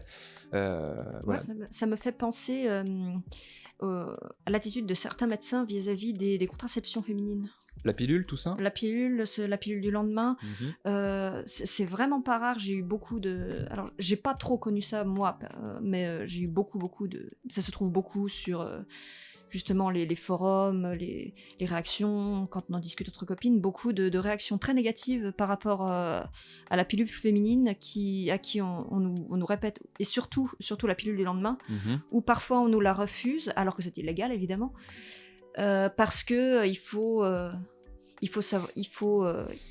être responsable, madame, enfin, arrêtez de faire n'importe quoi, oui. Blablabla. Il y a une vraie infantilisation, et j'ai l'impression qu'il y a quelque chose de très proche, et ça me semblerait coller avec l'hétérosexisme, avec la définition de l'hétérosexisme. C'est ça, parce que pourquoi on parle d'hétérosexisme en fait ? C'est parce que, donc comme on vous le dit, on va parler en termes d'institution, de structure, on va parler en termes de matériel, etc. Donc pourquoi ? Parce que en fait, il y a une idée qui revient beaucoup, Bourdieu l'avait démontré, bon après d'autres sociologues pas mal aussi, c'est-à-dire que dans notre société, je ne vais pas vous faire un cours sur le genre, mais très rapidement, on divise le genre en deux. hein, c'est-à-dire classiquement, c'est une construction sociale absolument, les hommes qui ont des caractéristiques sociales qu'on va considérer comme biologiques et donc on va catégoriser comme des hommes, donc c'est-à-dire il est fort, le bonhomme, voilà, il soulève des fontes, il boit, il est bien, il est rigolo, il parle fort, il coupe la parole. C'est les hormones qui font qu'il porte des cravates. Voilà, c'est les hormones, alors c'est présent dans le Y en fait, quand tu regardes le Y ça fait un symbole de cravate. Il y a la lettre cravate. Ouais, C'est la vrai. lettre cravate. Et bien sûr, non évidemment. Et puis nous avons classiquement les femmes, alors là c'est tout l'inverse. On définit en sociologie la femme comme ce qui n'est pas homme. Oui, exactement. Le neutre est masculin. Voilà, le neutre est masculin, c'est comme ça qu'on le définit. Donc c'est des caractéristiques sociales. Et du coup, donc on a des caractéristiques de genre, ce qu'on appelle des expressions de genre, et ces expressions de genre vont rappeler à la personne que nous avons en face de nous, même aux institutions, de quel genre nous appartenons. Hein, vous voyez. Quand je hausse le ton, je prends une expression de genre masculine, je hausse le ton, voilà. Évidemment, associé à des traits qu'on considère comme masculins, vous savez, donc la mâchoire, ça coupera au montage. Il y a le voisin, bien sûr. Il y a donc la mâchoire, les formes de mâchoire, les cheveux longs, les trucs classiquement, les ongles, toutes ces choses-là qui sont absolument pas des caractéristiques biologiques propres soit aux femmes, soit aux hommes, je mets des guillemets, sont des caractéristiques qu'on retrouve chez tous les êtres humains. Eh bien, on va considérer que c'est plutôt les ongles longs féminins, hein, les cheveux longs féminins, même bien que ça change. Alors moi, dans une autre société, on va dire non, pas du tout. Qu'est-ce que vous me racontez ? Ça c'est homme. Oui, ça c'est un truc sur lequel on aime bien faire des blagues avec Audrey, c'est que les codes de genre évoluent énormément et ce qui est viril à une époque, aujourd'hui, ce serait exactement l'inverse, ce serait la grande folle. Par exemple, Louis XIV, regardez un petit peu ses tableaux et rions. Oui, c'est vrai. Cet homme fut l'homme le plus viril de son temps, l'homme aux 1000 conquêtes, et son frère qui... Alors, l'homosexualité en tant que telle n'existait pas à cette époque, mais on a tendance à le cataloguer homosexuel. Son frère, c'était encore pire, il est souvent décrit comme, aujourd'hui, il est décrit comme la grande folle de Versailles, et à côté de ça, c'était un des plus grands guerriers de son temps, et ça ne gênait absolument pas. Il n'y avait pas ce genre de questionnement, le sexisme ne s'exprimait pas de la même manière. Voilà, pour ça qu'on considère que les rapports de genre sont socialement construits, parce qu'on ne les voit pas partout. Ça, c'est quand même très important. Et on peut aller moins loin encore. Ce qui est défini comme masculin aujourd'hui, qui était défini par les années 50 comme masculin aujourd'hui, qui était défini comme masculin à l'époque, James Dean, je suis désolé, mais moi je le croise dans un bar gay, je ne suis pas étonné. Absolument pas. Et pourtant, à l'époque, il était considéré comme l'homme viril, quoi. Le bad boy, vous voyez, un peu. Le bad boy, aujourd'hui, il fait PD, quoi. Et dans 30 ans, probablement que, je sais pas, Jean-Luc Mélenchon, autorité de la virilité absolue, avec sa grosse mâchoire et tout, peut-être qu'on dira, lui, il fait PD, tu vois. Donc, ça change, ça évolue en fonction de plein de facteurs qui sont très complexes, qu'on va pas forcément aborder ici, qui sont très complexes et qui évoluent, dont on n'a pas forcément conscience non plus, évidemment, même quand on fait de la recherche dessus, mais qui évolue. Et ça, c'est quelque chose que Tétu ne perçoit pas. Il nous parle de genre, mais jamais sans nous parler de rapport de genre. Et ça, c'est un énorme problématique. C'est-à-dire, ils vont nous parler de genre en disant, pour parler par exemple des personnes trans, quand ils en parlent, c'est très rare évidemment, donc ils vont nous parler, du coup, c'est une femme. Okay, parce que le genre est construit socialement, donc on est d'accord là-dessus. Donc une personne qui dit être femme, c'est une femme. Point. Voilà. À la ligne, merci, au revoir. Le sexe biologique qu'on sépare du genre, et qui donne la véritable donnée. Mais il nous parle pas de rapport de genre. Et ça, c'est une énorme problématique pour comprendre les rapports de domination. Et donc du coup, quand on regarde où est-ce qu'on place les homosexuels et les lesbiennes, ça c'est là.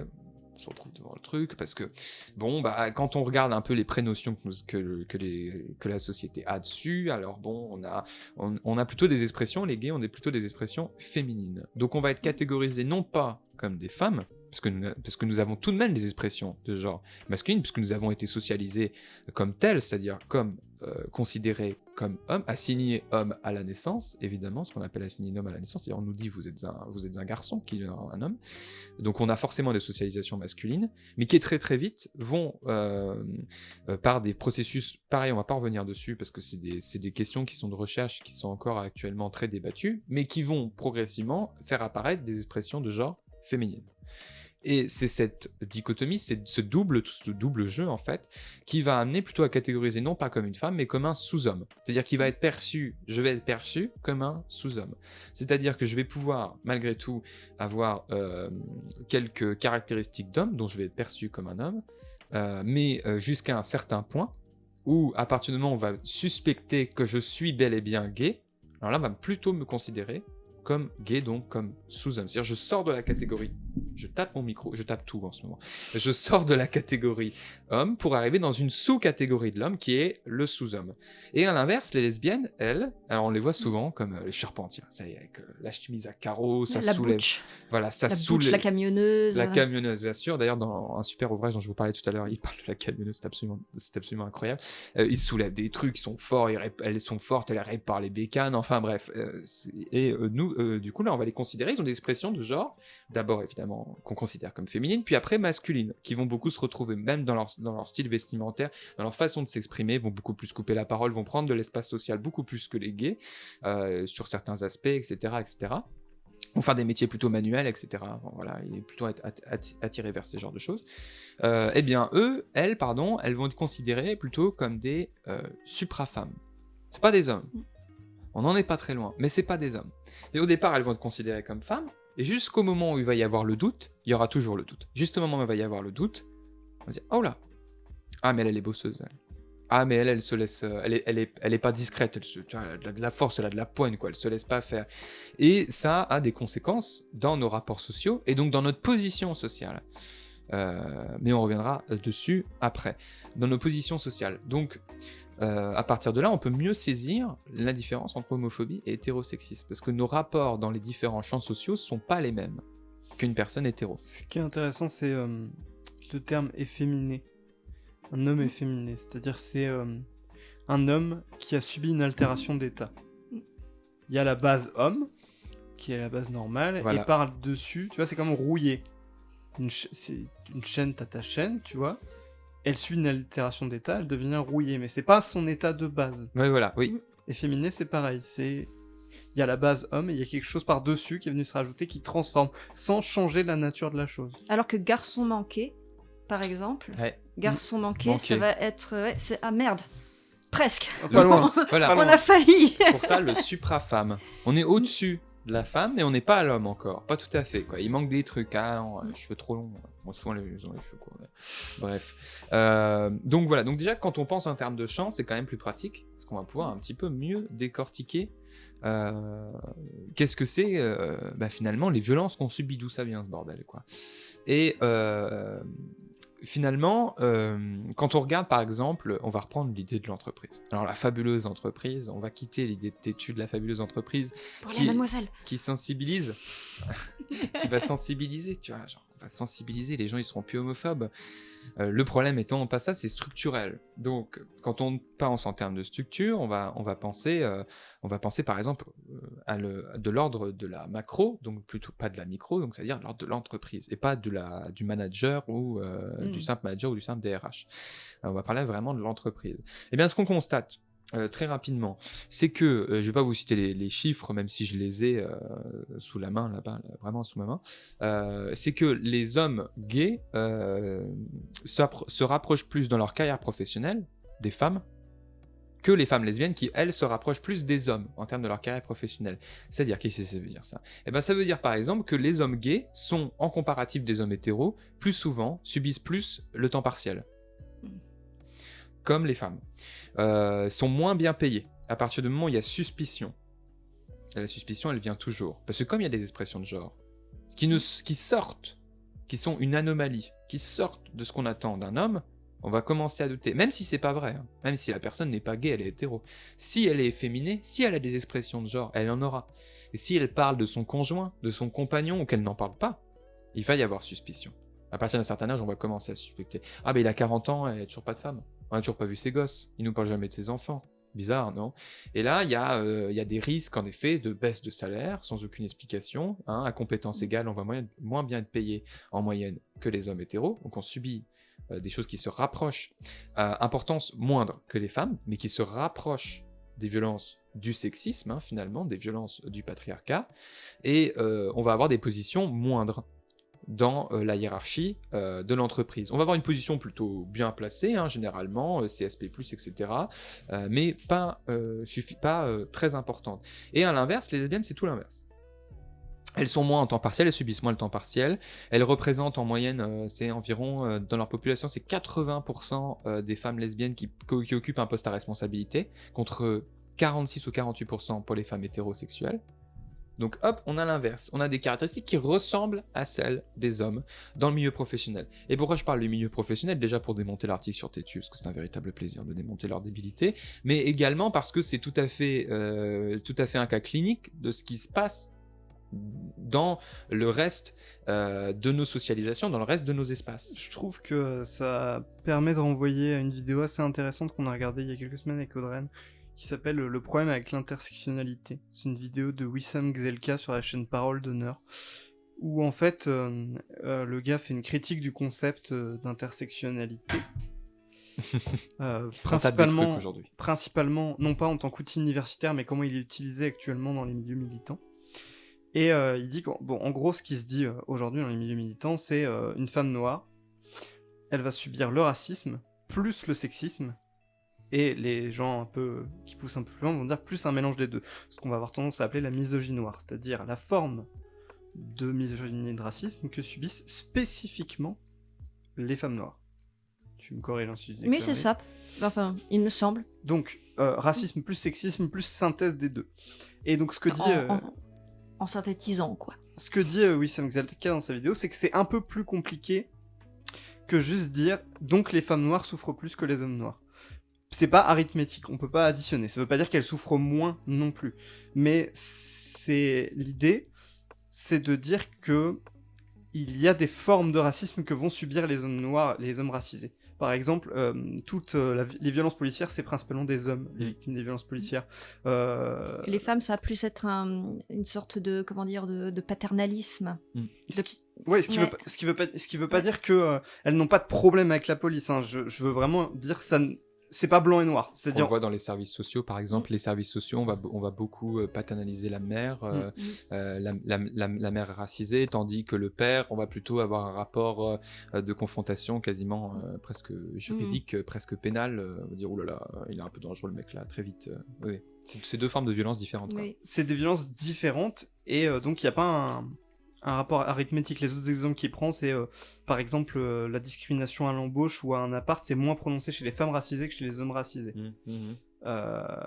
Et donc là où ça rejoint ce que tu dis, c'est que ce qu'on voit avec les femmes lesbiennes et les hommes hétérosexuels, c'est qu'on pourrait se dire, bon, les femmes lesbiennes sont femmes plus lesbiennes, donc elles vont subir le sexisme, plus l'homophobie, les LGBT-phobies, plus éventuellement une synthèse propre des deux, donc elles vont prendre beaucoup plus la tartine que les hommes homosexuels. Sauf que quand on regarde vraiment au cas par cas, c'est plus compliqué que ça. Il y a des points sur lesquels elles vont être avantagées. Oui. Ce qui veut pas dire que c'est l'exact inverse. Ça ne veut pas dire qu'elles souffrent moins ou qu'elles ne souffrent pas. C'est juste que c'est pas aussi simple que de dire bon bah elles prennent la double tartine et donc elles s'en prennent plein la gueule et les hommes homosexuels sont mieux lotis. C'est plus compliqué. Oui, voilà. Bon, pour les femmes lesbiennes, dans les violences, évidemment, il y a pas des avantages, mais en tout cas, il y a des rapports où elles s'en sortent mieux, notamment dans le rapport du travail, mais d'autres où elles s'en sortent beaucoup moins bien. Elles sont complètement invisibilisées, elles n'existent pas du tout. Voilà. Elles sont très sexualisées, évidemment, ce qui amène à beaucoup de problématiques. Elles ne sont pas reconnues comme des lesbiennes, c'est-à-dire que par exemple, vous avez souvent des hétéros qui viennent dans des milieux de socialisation gays et lesbiennes et qui draguent les femmes lesbiennes. Insupportable. Voilà, vous en avez plein. ça sent le vécu. mais vous en avez plein. Et du coup, il y a toujours cette idée, parce que ce sont des femmes, il y a de la prédation. Il y a de la prédation sur le corps. Mais, et cette prédation, évidemment, elles en subissent des conséquences que les hommes homosexuels, eux, subiront d'autres formes de prédation du corps. On reviendra rapidement dessus dans la dernière partie, qui sont plus spécifiques et qui généralement se déroulent à l'enfance ou à l'adolescence. Tandis que les femmes, hélas, c'est quasiment toute leur vie, en fait, cette forme de prédation-là. Donc, vous voyez, c'est des violences qui existent, évidemment, on les nie pas. Hein. C'est pas parce qu'on considère, et on va le voir tout à l'heure, comme la classe sociale comme étant structurant le tout, qu'on ne considère pas tout le reste. Hein, vous voyez bien, c'est juste plus compliqué que, comme tu le disais, un rapport arithmétique où tout se jauge et tout se vaut, vous voyez, hein, c'est-à-dire une balance un peu, parce que c'est un peu cette idée-là que tu critiquais finalement, Edouard. Donc voilà, c'est-à-dire c'est plus complexe que ça, et c'est pour ça que Tétu, par exemple, qui a un rapport plutôt arithmétique aux choses, ne perçoit pas ces trucs-là, ne perçoivent pas cette subtilité-là qu'on reconnaît dans l'entreprise, et donc forcément, tu loupes complètement le coche de ce que vivent en fait les personnes dont ils sont censés représenter la voix et dont finalement ils ne parlent que des CSP+, parisiano-centrés. Et ça, c'est une énorme problématique. Ce que je trouve intéressant, rien que dans le terme hétérosexisme, c'est qu'on voit que l'homophobie est vraiment... On a tendance à séparer complètement l'homophobie du sexisme, alors que c'est extrêmement lié à la misogynie en réalité. Si les hommes homosexuels subissent autant le sexisme, c'est en grande partie parce que il y a une espèce de haine de ce qui est la femme, en fait, de ce qui représente la femme. Oui, avec des systèmes de prédation. C'est pour ça qu'on constate... on va revenir. Tout à l'heure, je tease la troisième partie. Pardon. Il n'y a pas de souci. Pour ça qu'on constate des systèmes de prédation qu'on constate moins chez les jeunes et qu'on constate moins chez les jeunes hommes. Des systèmes de prédation du corps qu'on voit quasiment... qu'on voit évidemment, mais statistiquement beaucoup moins importants que pour les hommes gays, les jeunes hommes gays notamment. Et voire les enfants gays. Est-ce que vous avez quelque chose à rajouter ou est-ce qu'on peut conclure cette deuxième partie ? Non, je crois qu'on peut conclure. Ça me semble bien. Ok.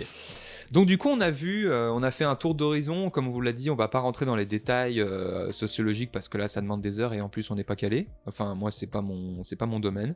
On va finalement finir par plutôt de la politique à l'ancienne, vous voyez.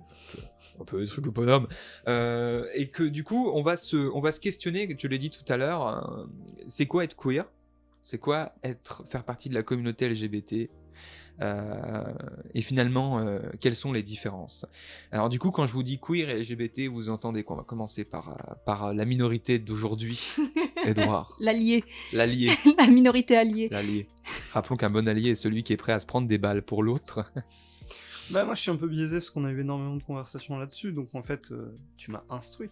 J'ai instruit des gens. Donc il a déconstruit. C'est ça, je pourrais pas donner des prénotions, mais je dirais qu'avant qu'on ait ces conversations, pour moi LGBT c'était plus un terme un peu froid et clinique, c'est-à-dire c'est l'ensemble des personnes, un terme un peu plus peut-être scientifique ou militant, alors que je voyais queer comme un terme plutôt contre-culturel, c'est-à-dire c'est plus...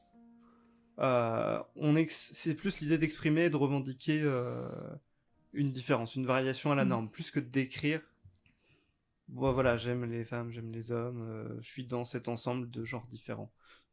Donc voilà, pour moi donc LGBT ce serait plutôt la définition globale de ces gens-là. Queer c'est plus l'idée d'une contre-culture, c'est l'idée que j'en avais. Voilà. Et Audrey du coup moi je la placerai à peu près de la même manière. C'est le bizarre, c'est celui qui rentre pas dans le moule, c'est celui qui fait peur. Je crois qu'il peut être traduit un peu par le monstre presque.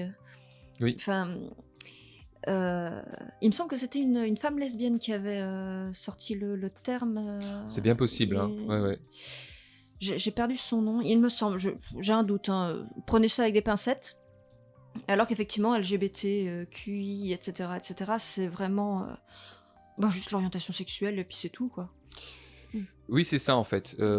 Moi en tout cas je fais une distinction qui en fait je reprends des distinctions, c'est pas moi qui l'ai créé évidemment, hein, des distinctions qu'on retrouve plutôt chez les Américains ou un peu chez les Allemands. En France on n'a pas de différence en fait. Quand on regarde les milieux militants, LGBT et queer peuvent s'utiliser de la même façon. Alors il y a des trucs un peu pimpins de la tête sur certaines distinctions en mode il faut avoir un rapport de genre différent pour pouvoir se dire queer, donc du coup les gays rentrent pas dedans alors que toute la sociologie montre que être gay c'est avoir des rapports de genre différents d'une personne hétéro par exemple, d'un homme hétéro, vous voyez.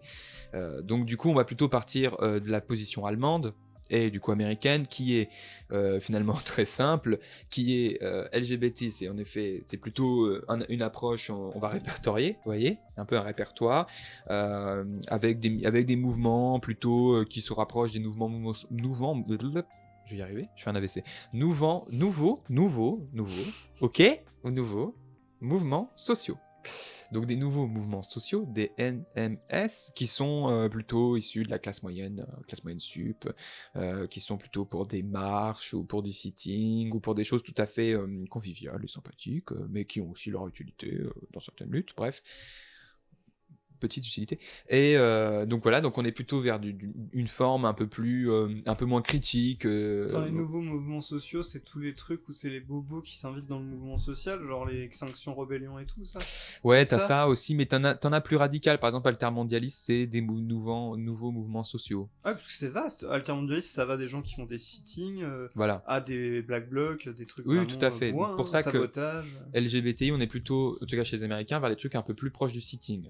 Et les queer, par exemple, là on va vraiment, c'est plus anticapitaliste. Là on est plutôt dans la radicalité. On retourne au modèle un peu français, qui est le Gay Front Liberation, qui est c'est le Trans Revolutionary Act, un truc comme ça. Enfin voilà, un mouvement trans révolutionnaire, un mouvement lesbienne révolutionnaire, et proche d'ailleurs des trans aussi, mais aussi des gays. Enfin voilà, donc qui retournent vraiment au début des mouvements queer, qui sont vraiment des mouvements où tout était à faire, et du coup une position très critique du capital, qui pense les rapports, on n'était pas encore au rapport de genre à l'époque, mais qui pense en termes de rapport de domination, qui pense en termes de classe, qui pense en termes de conflit. Voilà. Et du coup, nous, on est plus proche des mouvements queer, du coup, que des mouvements LGBT. Clairement, Têtu s'approche largement plus des mouvements LGBT, parce qu'il n'y a absolument aucune critique du capitalisme. Parce que finalement, et ça, peut-être que Audrey pourrait peut-être nous éclairer là-dessus, Oula. ces violences, l'hétérosexisme, comme le sexisme, découlent d'un système. Oui. Et ce système, c'est le patriarcat. Oui. C'est dingue. Et qui Ça va vous étonner. La réponse va vous étonner. Est-ce que tu pourrais peut-être un peu plus expliquer, donner quelques clés de compréhension? Alors, est-ce que tu peux m'aider? Je peux t'aider, oui. Oui. Alors, que veux-tu savoir précisément? Parce que c'est large. C'est vrai que c'est très large, mais comment dire, le rapport entre le capital et le patriarcat, tu vois un peu ce truc-là, voilà. Oui, bien sûr. En fait, on a tendance, dans le féminisme libéral, à séparer patriarcat et capital. Dans tout ce qui est extrême gauche, on ne le fait pas, puisqu'en fait, le capital profite très largement des inégalités de genre et en plus les favorise. Donc que ce soit au niveau du travail, que ce soit au niveau du travail de la reproduction, des naissances, tout ce système, même si il y avait des formes de sexisme avant, il est sous cette forme depuis en fait l'arrivée du capitalisme, parce que le capitalisme avait un intérêt à faire ça, à utiliser les femmes de cette manière. Et oui, ça ne fonctionnait pas forcément comme ça avant. Le capitalisme a tout à fait intérêt à nous laisser dans le sexisme actuel, même s'il va s'en laver les mains et dire et faire des pubs. Faire des pubs Tampax où on voit du sang, quoi. Voilà, enfin, en gros. Ou un mec qui passe le Dyson. Voilà, ou un mec qui passe le Dyson. Mais en gros, le capitalisme n'apporte rien aux femmes. Au contraire, il les exploite. Il a tout intérêt à le faire, comme il exploite tout ce qui n'est pas dominant. Et les femmes sont un exemple particulièrement frappant, puisque c'est la moitié de la population. La distinction sexiste, elle permet au capital déjà d'invisibiliser, même si c'est une tendance qui se corrige, parce que depuis que les femmes vont au travail, on privatise de plus en plus les fonctions le care, les fonctions domestiques, la prise en charge des vieux, des gamins. Oui, parce que le capital évolue, hein, donc là il est obligé de se faire un nouveau marché. Mais pendant très longtemps, et encore aujourd'hui, hein, même si c'est quelque chose qui se privatise, tout le monde n'a pas les moyens de le faire de manière... En sortant du blé, tout le monde n'a pas les moyens, par exemple, d'avoir une femme de ménage. Donc, la distinction homme-femme, elle permet déjà au capital d'invisibiliser complètement le travail domestique et de dire ça, ce n'est pas producteur de valeur, donc je ne rémunère pas. Donc, ça fait d'énormes économies au capital. Ensuite, la distinction homme-femme, comme la distinction raciste, elle permet de créer une hiérarchie dans les travailleurs dont certains vont pouvoir être moins payés, ce qui va à la fois permettre déjà de moins les payer, ce qui est intéressant en termes d'économie, mais éventuellement aussi de mettre les salaires à la baisse. Oui. Parce que c'est comme ça que sont beaucoup utilisés les racisés. Ah bah oui, mais tu ne veux pas le faire, l'Algérien il veut le faire, il veut bien le faire pour 5 balles de moins. Tout bêtement, moi ça permet aussi de remplir en assignant certains groupes sociaux à certaines places de la production, ça permet de remplir des places qui sont pas reluisantes. Les femmes, parce qu'elles ont été sociabilisées au Caire, etc., elles vont faire des tâches pas reluisantes que les hommes voudraient pas forcément faire, comme torcher le cul des vieux ou des gamins.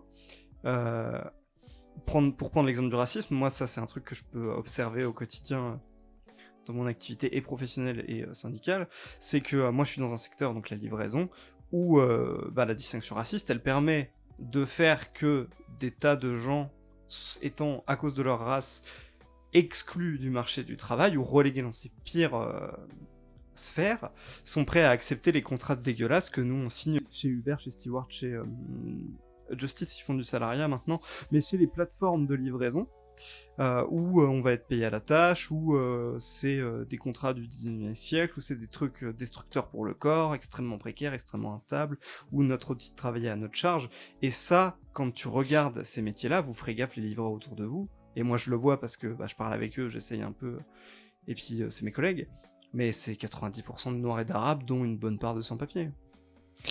Et comme pendant très longtemps, et encore de toute façon aujourd'hui, mais j'ai vu un documentaire récemment sur des travailleuses du 19e, du 20e même, du début 20e, qui ne touchaient que la moitié du tarif de la moitié de la paye que toucherait leur mari pour le même travail en fait. Et c'était tout à fait légal en fait. C'était quelque chose de tout à fait légal. Ça permet vraiment d'avoir une... comment dire, tout simplement, c'est à moindre coût, quoi. Et comme la plupart des gens ont besoin de bouffer, il fallait y aller dans tous les cas, quoi. Et c'est là, en fait, qu'on peut... Et Attends, vas-y. Le patriarcat aussi, ce qui est intéressant pour le capital, c'est que la femme, elle est à la fois travailleuse exploitée et marchandise, et objet, et produit de vente. Ouais. Tu as pris mon idée. Ah, je suis désolé. C'est là en fait qu'on peut faire le lien avec la prédation. C'est bien, vous avez mieux parlé de féminisme que moi. J'ai été prise de court et je savais pas quoi dire. question difficile, n'est-il pas Non, mais c'était intéressant, c'est-à-dire voilà. Donc vous voyez en fait, et vous faites écho avec ce qu'on venait de dire avec le travail des gays, des lesbiennes, etc. Ça fait écho, c'est-à-dire en fait qu'on a des rapports qui se rapprochent, qui sont pas tout à fait les mêmes, mais qui se rapprochent et qui sont une violence du patriarcat. Et on peut du coup arriver à donc ce que tu disais, donc par rapport au corps de la femme qui devient marchandise, cette prédation en fait, hein, c'est-à-dire c'est réellement une prédation, et bien se retrouve en fait dans des formes différentes. Chez les femmes lesbiennes, donc chez les lesbiennes, et chez les gays, dans des formes vraiment différentes. Les femmes lesbiennes, alors on va avoir des phénomènes qu'on peut constater qui sont tout au long de leur vie, et donc du coup qui se rapprochent plus des phénomènes de femmes, en fait, femmes non lesbiennes, donc hétéros. Et chez les gays, c'est plus vers le jeune âge. Donc par exemple, on a le dernier rapport sur l'inceste qui est paru, le dernier. On voit en priorité, donc les premières victimes, c'est les femmes. Et en deuxième victime, c'est les gays. C'est les enfants, jeunes gays, quoi. Et donc en deuxième, vraiment, en tapant fort, et après, c'est les personnes trans. Donc, on a ce rapport de prédation, parce donc on voit vraiment cet effet, en fait, du patriarcat. Parce que comme il y a des expressions de genre féminines, qu'on n'est pas perçues comme des femmes, mais comme des sous-hommes, il y a ce rapport à la marchandise, à la marchandisation. C'est pour ça que, par exemple, on a des TDS, travailleuses du sexe, donc, et des travailleurs du sexe qui sont homosexuels. Vous voyez, on a une marchandisation. Alors évidemment, je critique pas, je suis pas abolitionniste, hein, mais il y a des formes de marchandisation du corps qui se retrouvent également dans des formes différentes, moindres, de façon moindre, peut-être un peu plus protégées, peut-être un peu moins violents, qui se retrouvent chez les personnes homosexuels, j'ai du mal à dire homosexuel. Donc, vous voyez, cette prédation se retrouve également. Et donc, finalement, ce que je voulais faire dire par là, c'est que on ne peut être queer sans être anticapitaliste. Parce que notre problème, c'est pas Roger de la compta qui est homophobe. Bon, c'est un problème, on a envie de lui péter sa gueule. Une main dans la gueule n'a jamais tué personne, ou presque. Ou presque. Bon. Mais notre problème, c'est le capitalisme. On revient encore une fois au capitalisme. Puisque finalement, toutes les violences qui en découlent, c'est pour ça qu'on parle d'hétérosexisme, pour ça qu'on parle en termes de matérialisme, pour ça qu'on parle en termes de structure, c'est de penser véritablement les rapports de genre sous le prisme du capital. Vous voyez ? Et pourquoi on parle en termes de classe ? Pourquoi on pense d'abord la classe sociale ? Comme je l'ai dit, on pense, en tout cas dans cette équipe, on pense d'abord la classe sociale comme structurant tout le reste. Donc nous, on part plutôt du contraire de certaines écoles de pensée plus libérales, hein, par exemple. Eh bien, pourquoi ? Parce que, par exemple, je prends Mathieu Delormeau. Je le fais venir à cette émission. Personne ne veut Mathieu Delormeau à cette émission, nous non plus. Mathieu Delormeau, c'est un bourgeois. Enfin, petite bourgeoisie parisienne, fait des grands plateaux, etc., des salaires mirobolants. Belle bourgeoisie, quand même. Je sais plus, son père, je sais plus ce qu'il faisait, bref. Une petite bourgeoisie, grosse bourgeoisie, ben voilà. Donc, issu de la classe dominante, il est homosexuel. Ben là, je fais la distinction. Je fais enfin ma petite distinction entre homosexuel et gay. L'homosexuel, c'est le bourgeois. C'est le bourgeois, il est homosexuel, il aime les hommes. Mais ça devient secondaire. Parce qu'il peut se permettre que ça la devienne secondaire. C'est-à-dire qu'il peut éviter, éviter certaines violences que les prolos gays ne peuvent pas éviter. Parce que de par sa classe sociale, qui est une classe sociale dominante, il peut mettre dans le secondaire sa sexualité. Et c'est aussi pour ça qu'on voit des parcours chez les gays qui sont plutôt des parcours ascendants, parce qu'il y a une recherche de pouvoir faire passer notre sexualité dans le secondaire, c'est-à-dire éviter de subir certaines violences que l'on va subir plus frontalement si on est issu de la classe populaire dont on ne peut cacher, dont on ne peut éviter. Est-ce que vous voyez un peu ce que je veux dire par là ? Voilà, donc c'est pour ça on parle en termes de classe sociale. On ne fait pas de réductionnisme de classe néanmoins. Non, du tout. Bah non, du tout, puisqu'on a vraiment cette perception-là. Mais en fait, en pensant en termes de classe sociale, on peut mieux comprendre les trajectoires, les carrières morales des individus, leur trajectoire sociale, mais également pourquoi est-ce que Mathieu Delormeau déteste-t-il les folles ? Pourquoi est-ce qu'il est homophobe ? Oui, et puis je pense pas. Du coup, hétérosexiste. Ça explique. C'est bien mignon l'homophobie au travail, quoi, mais l'homosexuel de mon village, il en a un peu rien à foutre dans le village de néo-nazis, là. Je pense qu'il s'en fout complètement de savoir s'il va réussir à faire carrière ou pas, et à être toléré comme un bon gay contre le bon homosexuel, quoi. C'est pas forcément son problème, quoi. Après, les systèmes de domination, c'est pas juste une émanation du capital, ils lui sont intimement liés, parce que le capital, c'est un rapport social qui structure complètement notre société, mais qui ont une vie propre. C'est pour ça qu'on les retrouve dans des sociétés pré-capitalistes. Les sociétés féodales, la société féodale était déjà, par exemple, très sexiste, patriarcale.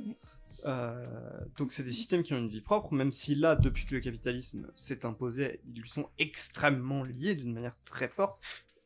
Mais chacun utilise l'autre pour sa logique. En fait, le capitalisme renforce le patriarcat renforce le capitalisme. Et il faut aussi préciser que les autres structures interagissent aussi entre elles. La race définit le genre. La féminité d'une femme noire n'est pas la même féminité que celle d'une femme blanche. Tout à fait. À l'inverse, le genre définit comment tu vas vivre ta race. Enfin, c'est pas que la classe qui définit les autres.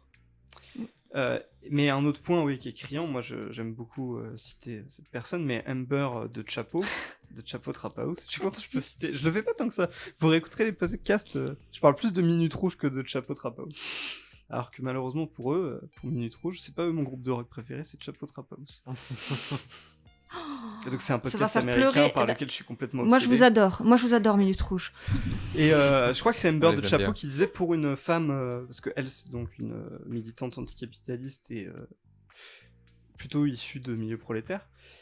Elle disait pour une femme pauvre, l'interdiction de l'avortement dans son état, ça veut dire qu'elle pourra pas avorter. Pour une femme riche, l'interdiction de l'avortement dans son état, ça veut dire qu'elle va devoir prendre l'avion et passer un week-end dans un hôtel, dans un état, parce que ça parle des États-Unis du coup, dans un état où l'avortement est légal. C'est pas du tout le même vécu par rapport aux problématiques sociales quand t'as de l'argent et quand t'en as pas. Exactement. Puisqu'il y a des formes de violence que tu peux mettre secondaires, c'est donc des formes de sexisme que tu peux passer dans le registre secondaire, puisque tu as une position sociale dominante, et donc du coup, tu peux esquiver certaines formes de violence. Tu peux pas toutes les esquiver, et en plus, ton vécu sera pas tout à fait le même. Mais grâce à ta position dominante, tu pourras esquiver certaines formes de violence dont tu n'auras pas à faire face, quoi.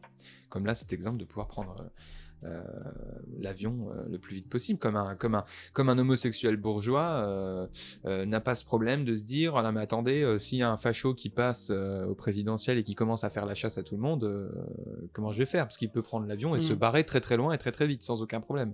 Moi je me retrouve à me cacher dans une cave, quoi. Donc ou dans un placard, c'était la blague du soir, bonsoir. Donc voilà, donc tout ça pour dire à peu près notre position derrière ceci. Et ensuite, je voulais... Pardon. Juste, alors, ça va me permettre, moi, d'articuler ça avec, et je suis assez content, avec ce que je dis sur Mademoiselle, où moi, je ne crois pas au concept d'allié, au concept, donc, je disais, de pro-féministe, d'homme-féminisme. Pour moi, c'est des conneries. Le concept d'allié, genre une personne qui serait très investie dans la cause de quelqu'un d'autre, moi, c'est quelque chose dont je suis extrêmement méfiant, et je me considère moi-même pas comme féministe. Contrairement à beaucoup d'hommes de gauche de ma génération. Je t'aime. Parce qu'en fait, le féminisme, pour moi, se fait contre moi. Donc les féministes, de par leur lutte contre le patriarcat, qui est un système dont je profite, les féministes sont mes ennemis. Jusque-là.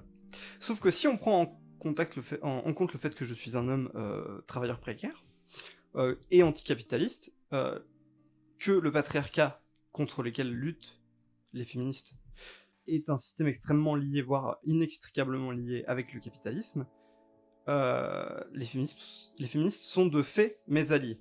On est dans une dimension d'alliance, mais qui n'a rien à voir avec le fait que je serais une bonne personne, qui est très sensible.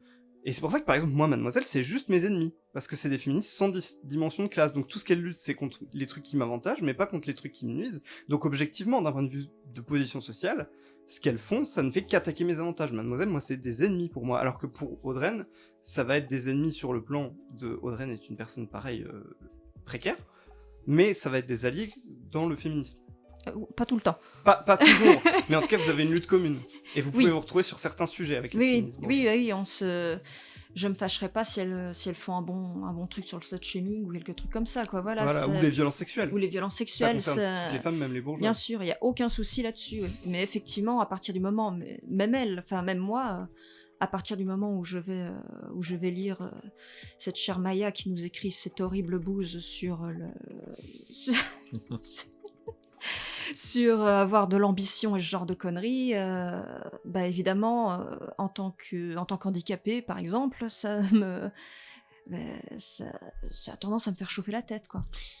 Et donc, là où je voulais en venir, je vais essayer de faire assez bref. T'inquiète. C'est que donc, moi, en tant qu'homme, j'ai des intérêts communs avec Audreyne, parce qu'on est tous les deux précaires.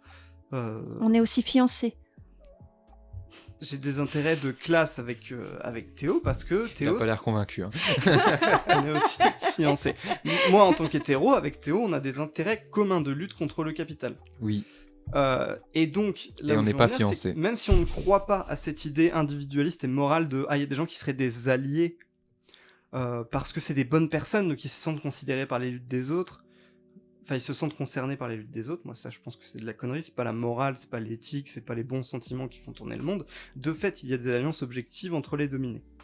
Et donc, c'est pour ça que je dis que le fait que je rejette l'idée d'allié, ce que j'ai dit dans le podcast sur Mademoiselle et que je maintiens, même si je le rejette au niveau individuel, au niveau des structures, je pense que les dominés ont intérêt à s'allier parce que on ne pourra pas faire la lutte contre le capital sans les racisés, sans les femmes, sans les LGBT, parce que ce sont des personnes à la fois qui vont être touchées par le capitalisme, parce que bon, beaucoup de racisés, beaucoup de femmes, beaucoup de LGBT sont des prolétaires, des travailleurs, mais aussi parce que le capital puise sa force dans les structures que subissent ces personnes. On expliquait tout à l'heure comment le capital utilise le patriarcat, utilise les LGBT-phobies, utilise le racisme. Donc c'est pour ça que même si on est très critique de l'idée d'allié au sens individuel, on ne rejette pas du tout l'idée d'articulation, de convergence des luttes. Au contraire, c'est quelque chose, je pense, ici, sur lequel on est très d'accord. Ah bah bien sûr, oui.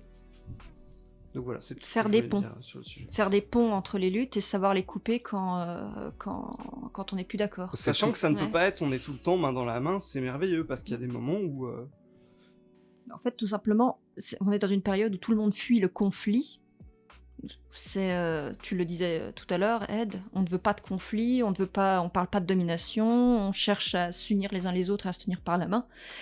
Et c'est impossible. Ça ne peut pas se faire comme ça. C'est aussi simple que ça, en fait. Mais moi, je pense qu'il faut être assez honnête et que on ne doit pas juste dire on est tous copains, parce que parfois, la classe ouvrière peut avoir des intérêts contraires à ceux des racisés, parce que par exemple, le système de sécurité dont on bénéficie, de sécurité sociale dont on bénéficie en France, c'est beaucoup construit sur l'impérialisme. Il y a des moments où le racisme et le féminisme vont être en concurrence, des moments où le racisme et les LGBT-phobies vont être en concurrence. C'est pas des logiques qui seront toujours d'accord, parce qu'il y a des intérêts divergents. C'est pas un espèce de truc magique où d'un coup tous les dominés sont copains. Leurs intérêts rentrent perpétuellement en conflit, juste moins fort que leurs intérêts rentrent en conflit avec le capital et les systèmes de domination. Donc c'est pour ça que l'alliance fait sens. Mais c'est une alliance qui ne peut se faire que en prenant en compte de manière honnête ce qui nous divise. Le fait que, bah oui, nos intérêts sont pas toujours les mêmes. Il ne suffit pas de décréter qu'on est les meilleurs copains du monde. Il faut admettre que moi, même si je suis anticapitaliste de gauche et que j'ai des belles valeurs, bah mes intérêts sont pas les mêmes que ceux des féministes parce que je suis un homme. Et ça, il faut l'adresser, pas le mettre sous le tapis juste parce que on est des beaux humanistes, donc d'un coup... Parce qu'on les voit, les beaux humanistes, hein. Ils font des vidéos sur la culture du viol, et puis après ils se font outer dans des threads où on explique que le truc qu'ils ont dit dans leur vidéo à la con, où ils disaient « Ah, je suis un homme, mais je suis tellement le copain des féministes », bah ils l'ont fait à une vraie femme. Toute ressemblance avec une personnalité connue Toute ressemblance avec le bouseux serait pas fortuite. Non mais c'est important. Est-ce que ça vous dirait de conclure? Moi j'ai juste envie de parler un petit peu, si c'est possible, de parler de la Pride. Ah oui, on peut parler de la Parce Pride, que c'est vrai qu'on ça en a pas parlé. Parce que c'est quelque chose, bon, si on est dans une ville un peu morne, hein, donc ça explique peut-être, mais on a quand même pas grand-chose. La Pride qui est donc un peu devenue une teuf. Oui, c'est la fête. Voilà, c'est la fête des ok. Alliés. Ouais. C'est la fête des Alliés. Les chars, la musique sympa. Ils ont le tote bag allié. Il y a Lady Gaga, Mais oui, qui est une alliée. bien sûr, qui est pas du tout bisexuelle, je crois, de mémoire. Ça, je trouve que c'est bien représentatif. Ça me laisse un petit peu l'arrière-goût du féminisme libéral actuel. C'est-à-dire que c'est devenu un peu un lifestyle. Et Ouais. oui, bah du coup, ça s'est énormément démocratisé et du coup, c'est peut-être vaguement mieux toléré. Mais en même temps, ça stagne, ça n'avance plus. J'ai cette impression. En tout cas, plus assez. Mm. Et je rappelle que la première Pride, c'était une putain d'émeute de nuit où des femmes trans ont cassé la gueule des keufs. Parce qu'elles en avaient marre de se faire traiter comme de la merde. Et que ce serait pas mal de revenir aux origines. Oui, le phénomène de la Pride, en fait, il va assez bien avec le phénomène têtu, en fait. C'est-à-dire qu'on a eu, en effet, dans les années 60-70... sacré camion. On a eu dans les années 60-70 des violences urbaines, des manifestations qui étaient vénères.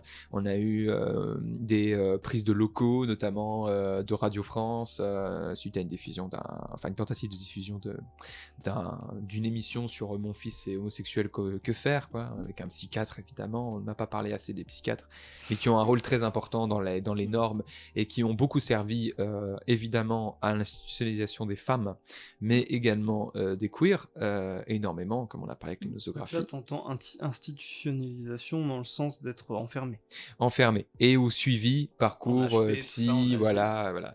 Donc les normes sociales qui viennent s'abattre sur nos corps, on est encore dans le phénomène de prédation. Et oui, en effet, depuis les années 90, on a ce phénomène, en fait, surtout après le Pax, qui est là vraiment été un mouvement assez important aussi, avec une réponse notamment de l'Église qui était en perdition depuis plusieurs années, qui l'est toujours très violente, puisque mourante, en France en tout cas. Et depuis quelques années, on assiste en fait à des prides. Ça commence à rebouger, mais on avait des prides qui étaient extrêmement... Alors, il y a 2 ans, c'était le sport, je crois. Voilà, c'était la thématique, le sport. Non mais voilà, c'est aberrant. c'est aberrant. costumé. Voilà, donc c'est un peu la kermesse de l'école, vous voyez. Donc il y a tous les bons élèves devant et c'est bien, ils dansent et tout, ils chantent, mais on n'avance pas quoi. Et puis les mauvais élèves, on essaye de pas les faire venir, tu vois, genre act up, tout ça. Non, ça c'est pas bon élève, ça va foutre le bordel là-dedans. Ok. Et On tout veut ce pas. tout ce qui est trans aussi, on n'en veut pas. On n'en veut pas, ouais. Il y a tout ce qui est fétiche aussi. Non, il faut que ça soit bien vu dans la télévision, alors qu'on rappelle que la culture fétiche, enfin la subculture fétiche, c'est une culture qui vient beaucoup des gays et des lesbiennes. Et qui est très apprécié chez les bourgeois. Et qui est très apprécié maintenant chez les bourgeois, mais comme toute putain de sous-culture où ils sont en mode oh mais j'aime bien que ça, je vais reprendre et puis je vais dire que c'est vachement bien, mais pas tout, hein. Et puis je vais dire c'était bien, puis j'ai toujours dit que c'était bien, alors qu'en fait avant je les traitais comme des animaux. Voilà, c'est typiquement comme ça que fonctionne le processus culturel dans notre monde. Bienvenue. Et oui, donc on assiste vraiment, pour revenir au sujet, on assiste vraiment on a assisté en tout cas à ces phénomènes de pacification en fait, qui étaient assez terribles, très libéralisés. Voilà, on danse sur des putains de chars. Moi j'en Il y a pouvais Google qui avait un char, il y a des flics qui ont un char. Enfin, plus. Aux c'est, États-Unis, des vendeurs d'armes aussi. Ouais, je crois que c'était Raytheon. Oh la vache. Oui, je crois que c'était Raytheon aux États-Unis. Qui Voilà. fait de la vente d'armes, Ouais. qui avait un char à la Pride. Voilà, donc, mais en fait, qui est une réutilisation et non pas, n'est-ce pas, une création, une réutilisation par le capital de lutte et qui essaye en fait de tirer vers l'individualisme pour ne pas surtout avoir à faire face à dire ah mais attendez, non mais c'est vous le problème en fait. Enfin, vous faites partie du problème. C'est pas ah là là, c'est vrai que mon patron Max Zuckerberg, bon, il me paye pas, j'ai pas de CDD, enfin j'ai pas de CDI, et en plus je suis mal payé, mais il m'a filé un pins We are proud of you, donc avec le drapeau, donc c'est good. Eh ben non, c'est ok, tu vois, avec le pouce en l'air. Non, Ok. c'est pas ok jacouille, mais c'est pas possible. On peut pas. Et de plus en plus, on a des prides de nuit qui se font, alors beaucoup à Lyon et à Paris, donc les grosses métropoles en vérité. Évidemment, puisqu'on a une concentration très importante de personnes queer dans les villes pour plein de raisons différentes dont on va pas forcément évoquer ici parce que c'est très complexe. Mais on en a déjà un petit peu parlé dans Voilà. la campagne. Voilà, dans la campagne, mais pour faire très court, la seule possibilité de sortie à minima de ces violences, c'est de monter socialement. Et pour monter socialement, il faut aller en ville. Voilà, c'est une des raisons voilà, pour évoquer très rapidement. Mais oui, la Pride, de plus en plus, il y a un retour à cette, notamment avec les queers, les mouvements queer, un retour à cette radicalité qui n'était plus là, retour à la critique du capitalisme, mais aussi une vision beaucoup moins édulcorée de ce que sont les luttes LGBT, les luttes queer et surtout les rapports de domination, parce qu'on l'a vu notamment avec le MeToo gay. Et ben oui, il y a des violences sexuelles faites entre les gays, entre eux, puisque c'est plus complexe qu'un monde tout beau, tout mignon avec des noursons, parce qu'on a des rapports de domination, et ça on peut pas le comprendre, ces phénomènes-là. Ouais, c'est ça, le fait que... Et ça, c'est quelque chose que je pense qui est un peu difficile à comprendre pour des gens qui auraient la seule ligne de lecture de la politique de l'identité, c'est-à-dire, ah bah si c'est des dominés, ils sont gentils, bah non, les dominés, ils se violent entre eux, donc ça pose des questions. Voilà, pour ça que je dis de penser en termes de rapport de classe en premier lieu, avant de penser le reste, parce qu'on peut mieux comprendre et mieux saisir des rapports de domination qu'on ne peut pas saisir sans. Oui, mais même en pensant en termes de rapport de classe, au sein de la classe prolétaire, l'unité, elle est pas... Ah bah bien sûr. Elle est pas innée, et il y a des problèmes Oui, une femme prolo et un homme prolo, c'est pas la même chose, bien sûr, évidemment, par exemple. Oui, et même c'est ça, entre... par exemple, il y a des prolos qui tapent sur leurs femmes. Voilà. Alors, contrairement aux représentations qu'on en a, c'est pas que eux, et les bourgeois, ils tapent sur leurs femmes et ils les violent aussi. Mais... Oui, mais ils le font discrètement. Ça s'appelle l'inceste, je crois. Les gens d'une... Beaucoup chez eux. Mais c'est pas ce que tu disais, hein, mais c'est juste pour préciser, ça ne veut pas dire qu'il y aurait une sorte d'union et de bienveillance spontanée entre gens d'une même classe. Par exemple, le contremaître, qui est un prolétaire, qui vis-à-vis donne des ordres à minima à l'ouvrier non qualifié tout court, et bien il y a un rapport de domination. Pourtant, c'est deux prolétaires, hein, qui ont un qui a un poste un tout petit peu au-dessus. Mais il a déjà des rapports de domination. Vous voyez, c'est beaucoup plus complexe que ça. Pour ça que je dis penser en termes d'abord de classe, qui structure la chose, puis ensuite le reste. Là, vous pourrez voir des effets que vous ne pouvez pas voir sans. Voilà. Tout simplement. Sans, mais évidemment, pas dénier évidemment un travailleur blanc d'un travailleur noir. Il y aura des effets qu'on ne va pas constater entre deux travailleurs blancs, évidemment. Voyez. Donc, oui, tout à fait, la Pride qui a cette volonté, notamment, à rajouter les luttes racisées, donc à parler de colonialisme, etc. On a ce retour aux critiques du capitalisme, à ces critiques de violences sexuelles qu'on ne peut pas comprendre Oui. sans comprendre le patriarcat. Donc, Oui, et aller donc plus il y a loin. eu aussi le sexisme qui est venu, qui est revenu. Enfin, oui, de plus en plus, c'est moins pire. Ouais, c'est moins pire qu'avant. Parce que c'est vrai que le coup du sport, moi, j'en pouvais plus. Hein. Je n'en pouvais plus. Et puis, tout le défilé des hommes politiques et autres. Dans notre trou, hein, je suis désolée, on est passé devant la Pride avec Edouard, c'était pas très bien. hein. C'était pas très bien. Il y a la CFDT qui distribue des drapeaux. Voilà, il ouais. distribuait C'est des dire, drapeaux. c'est dire. Mais voilà. Et alors que, bon, certains partis, on le rappelle, dans les années 70-80, disaient « Nos femmes sont saines, pédérastres ».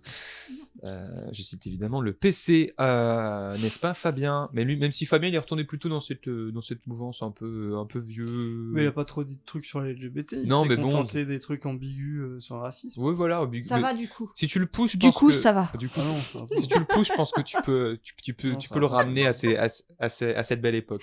Ne votez pas pour lui. Mais voilà. Est-ce que on peut, du coup, ce que vous voulez conclure? Ouais, allons-y. Bah, je trouve qu'on n'a pas beaucoup parlé des bi. Tu veux peut-être rajouter quelques mots Arrête, en plus, c'est une légende urbaine. Ouais, allez. Non, oui, effectivement, dans Tétu, il y avait ce truc assez fascinant que j'ai trouvé. Enfin, je n'ai quasiment rien trouvé sur les bi. Ah non, il n'y a rien Voilà. du tout. Il n'y a rien. Ouais. C'est fascinant. Oui, ni le fait quand une personne est bi et qui disent Donc, hétéro. Voilà. Donc je ne suis pas une vraie LGBT de toute évidence. On va retirer le Et B donc, du voilà, coup. les starlettes qui le sont, bah non, elles sont hétéros. Ou lesbiennes en fonction d'avec qui elles sont en ce moment. Voilà. Eh bien, sur ces belles paroles, moi je vais conclure avec une petite citation pour vous montrer un peu la complexité des rapports de classe et des rapports de genre, bien sûr. Donc c'est sur ce bouquin dont je vous ai pas conseillé encore la lecture, qui s'appelle Sociologie de l'homosexualité de Sébastien Chauvin, je sais pas lire, et Arnaud Lerche. Je crois, vous trouverez, vous tapez Sociologie de l'homosexualité, c'est paru en 2013 dans la collection Repères de la découverte. J'ai l'impression de faire des émissions de radio, et bien sûr n'oubliez pas votre NordVPN. Non. Et donc du coup je vais vous citer un passage très intéressant, donc très court évidemment, fait par un historien. C'est un historien qui raconte, donc Alain Bérubé, qui est homosexuel et qui raconte un peu son moment de l'outing, le coming out dont on a peu parlé, mais du coup qui va conclure sur ça, le coming out qui est super important dans les communautés queer. Donc voilà le passage. Ils ont accepté que j'étais gay, mais m'ont écouté décrire mon homosexualité dans le langage de ceux qui étaient plus puissants et plus instruits qu'eux. Ils ont vu mon homosexualité comme un indicateur de mon accès à des mondes élitistes qui m'avaient changé jusqu'à me rendre méconnaissable. Oui, parce que ça, on n'en a pas parlé. Malheureusement, on n'aura pas le temps d'aller sur ce sujet très intéressant en détail. C'est ce truc dont on parlait en privé l'autre jour sur le rapport entre classe et genre, ouais. Qui, comme on l'a décrit, ça peut être un rapport de solidarité, etc. Mais ça peut aussi être, les homosexuels vont être perçus comme élitistes. Il y a une forme de... Les hommes efféminés, c'est perçu comme un signe de bourgeoisie. Et inversement, les bourgeois sont perçus comme efféminés. Oui, parce que dans les classes populaires, on perçoit les bourgeois comme efféminés. Et je ne sais pas si on en avait parlé à la campagne, mais c'est un petit peu ça, ce qui en était ressorti, oui. Les trop raffinés, trop...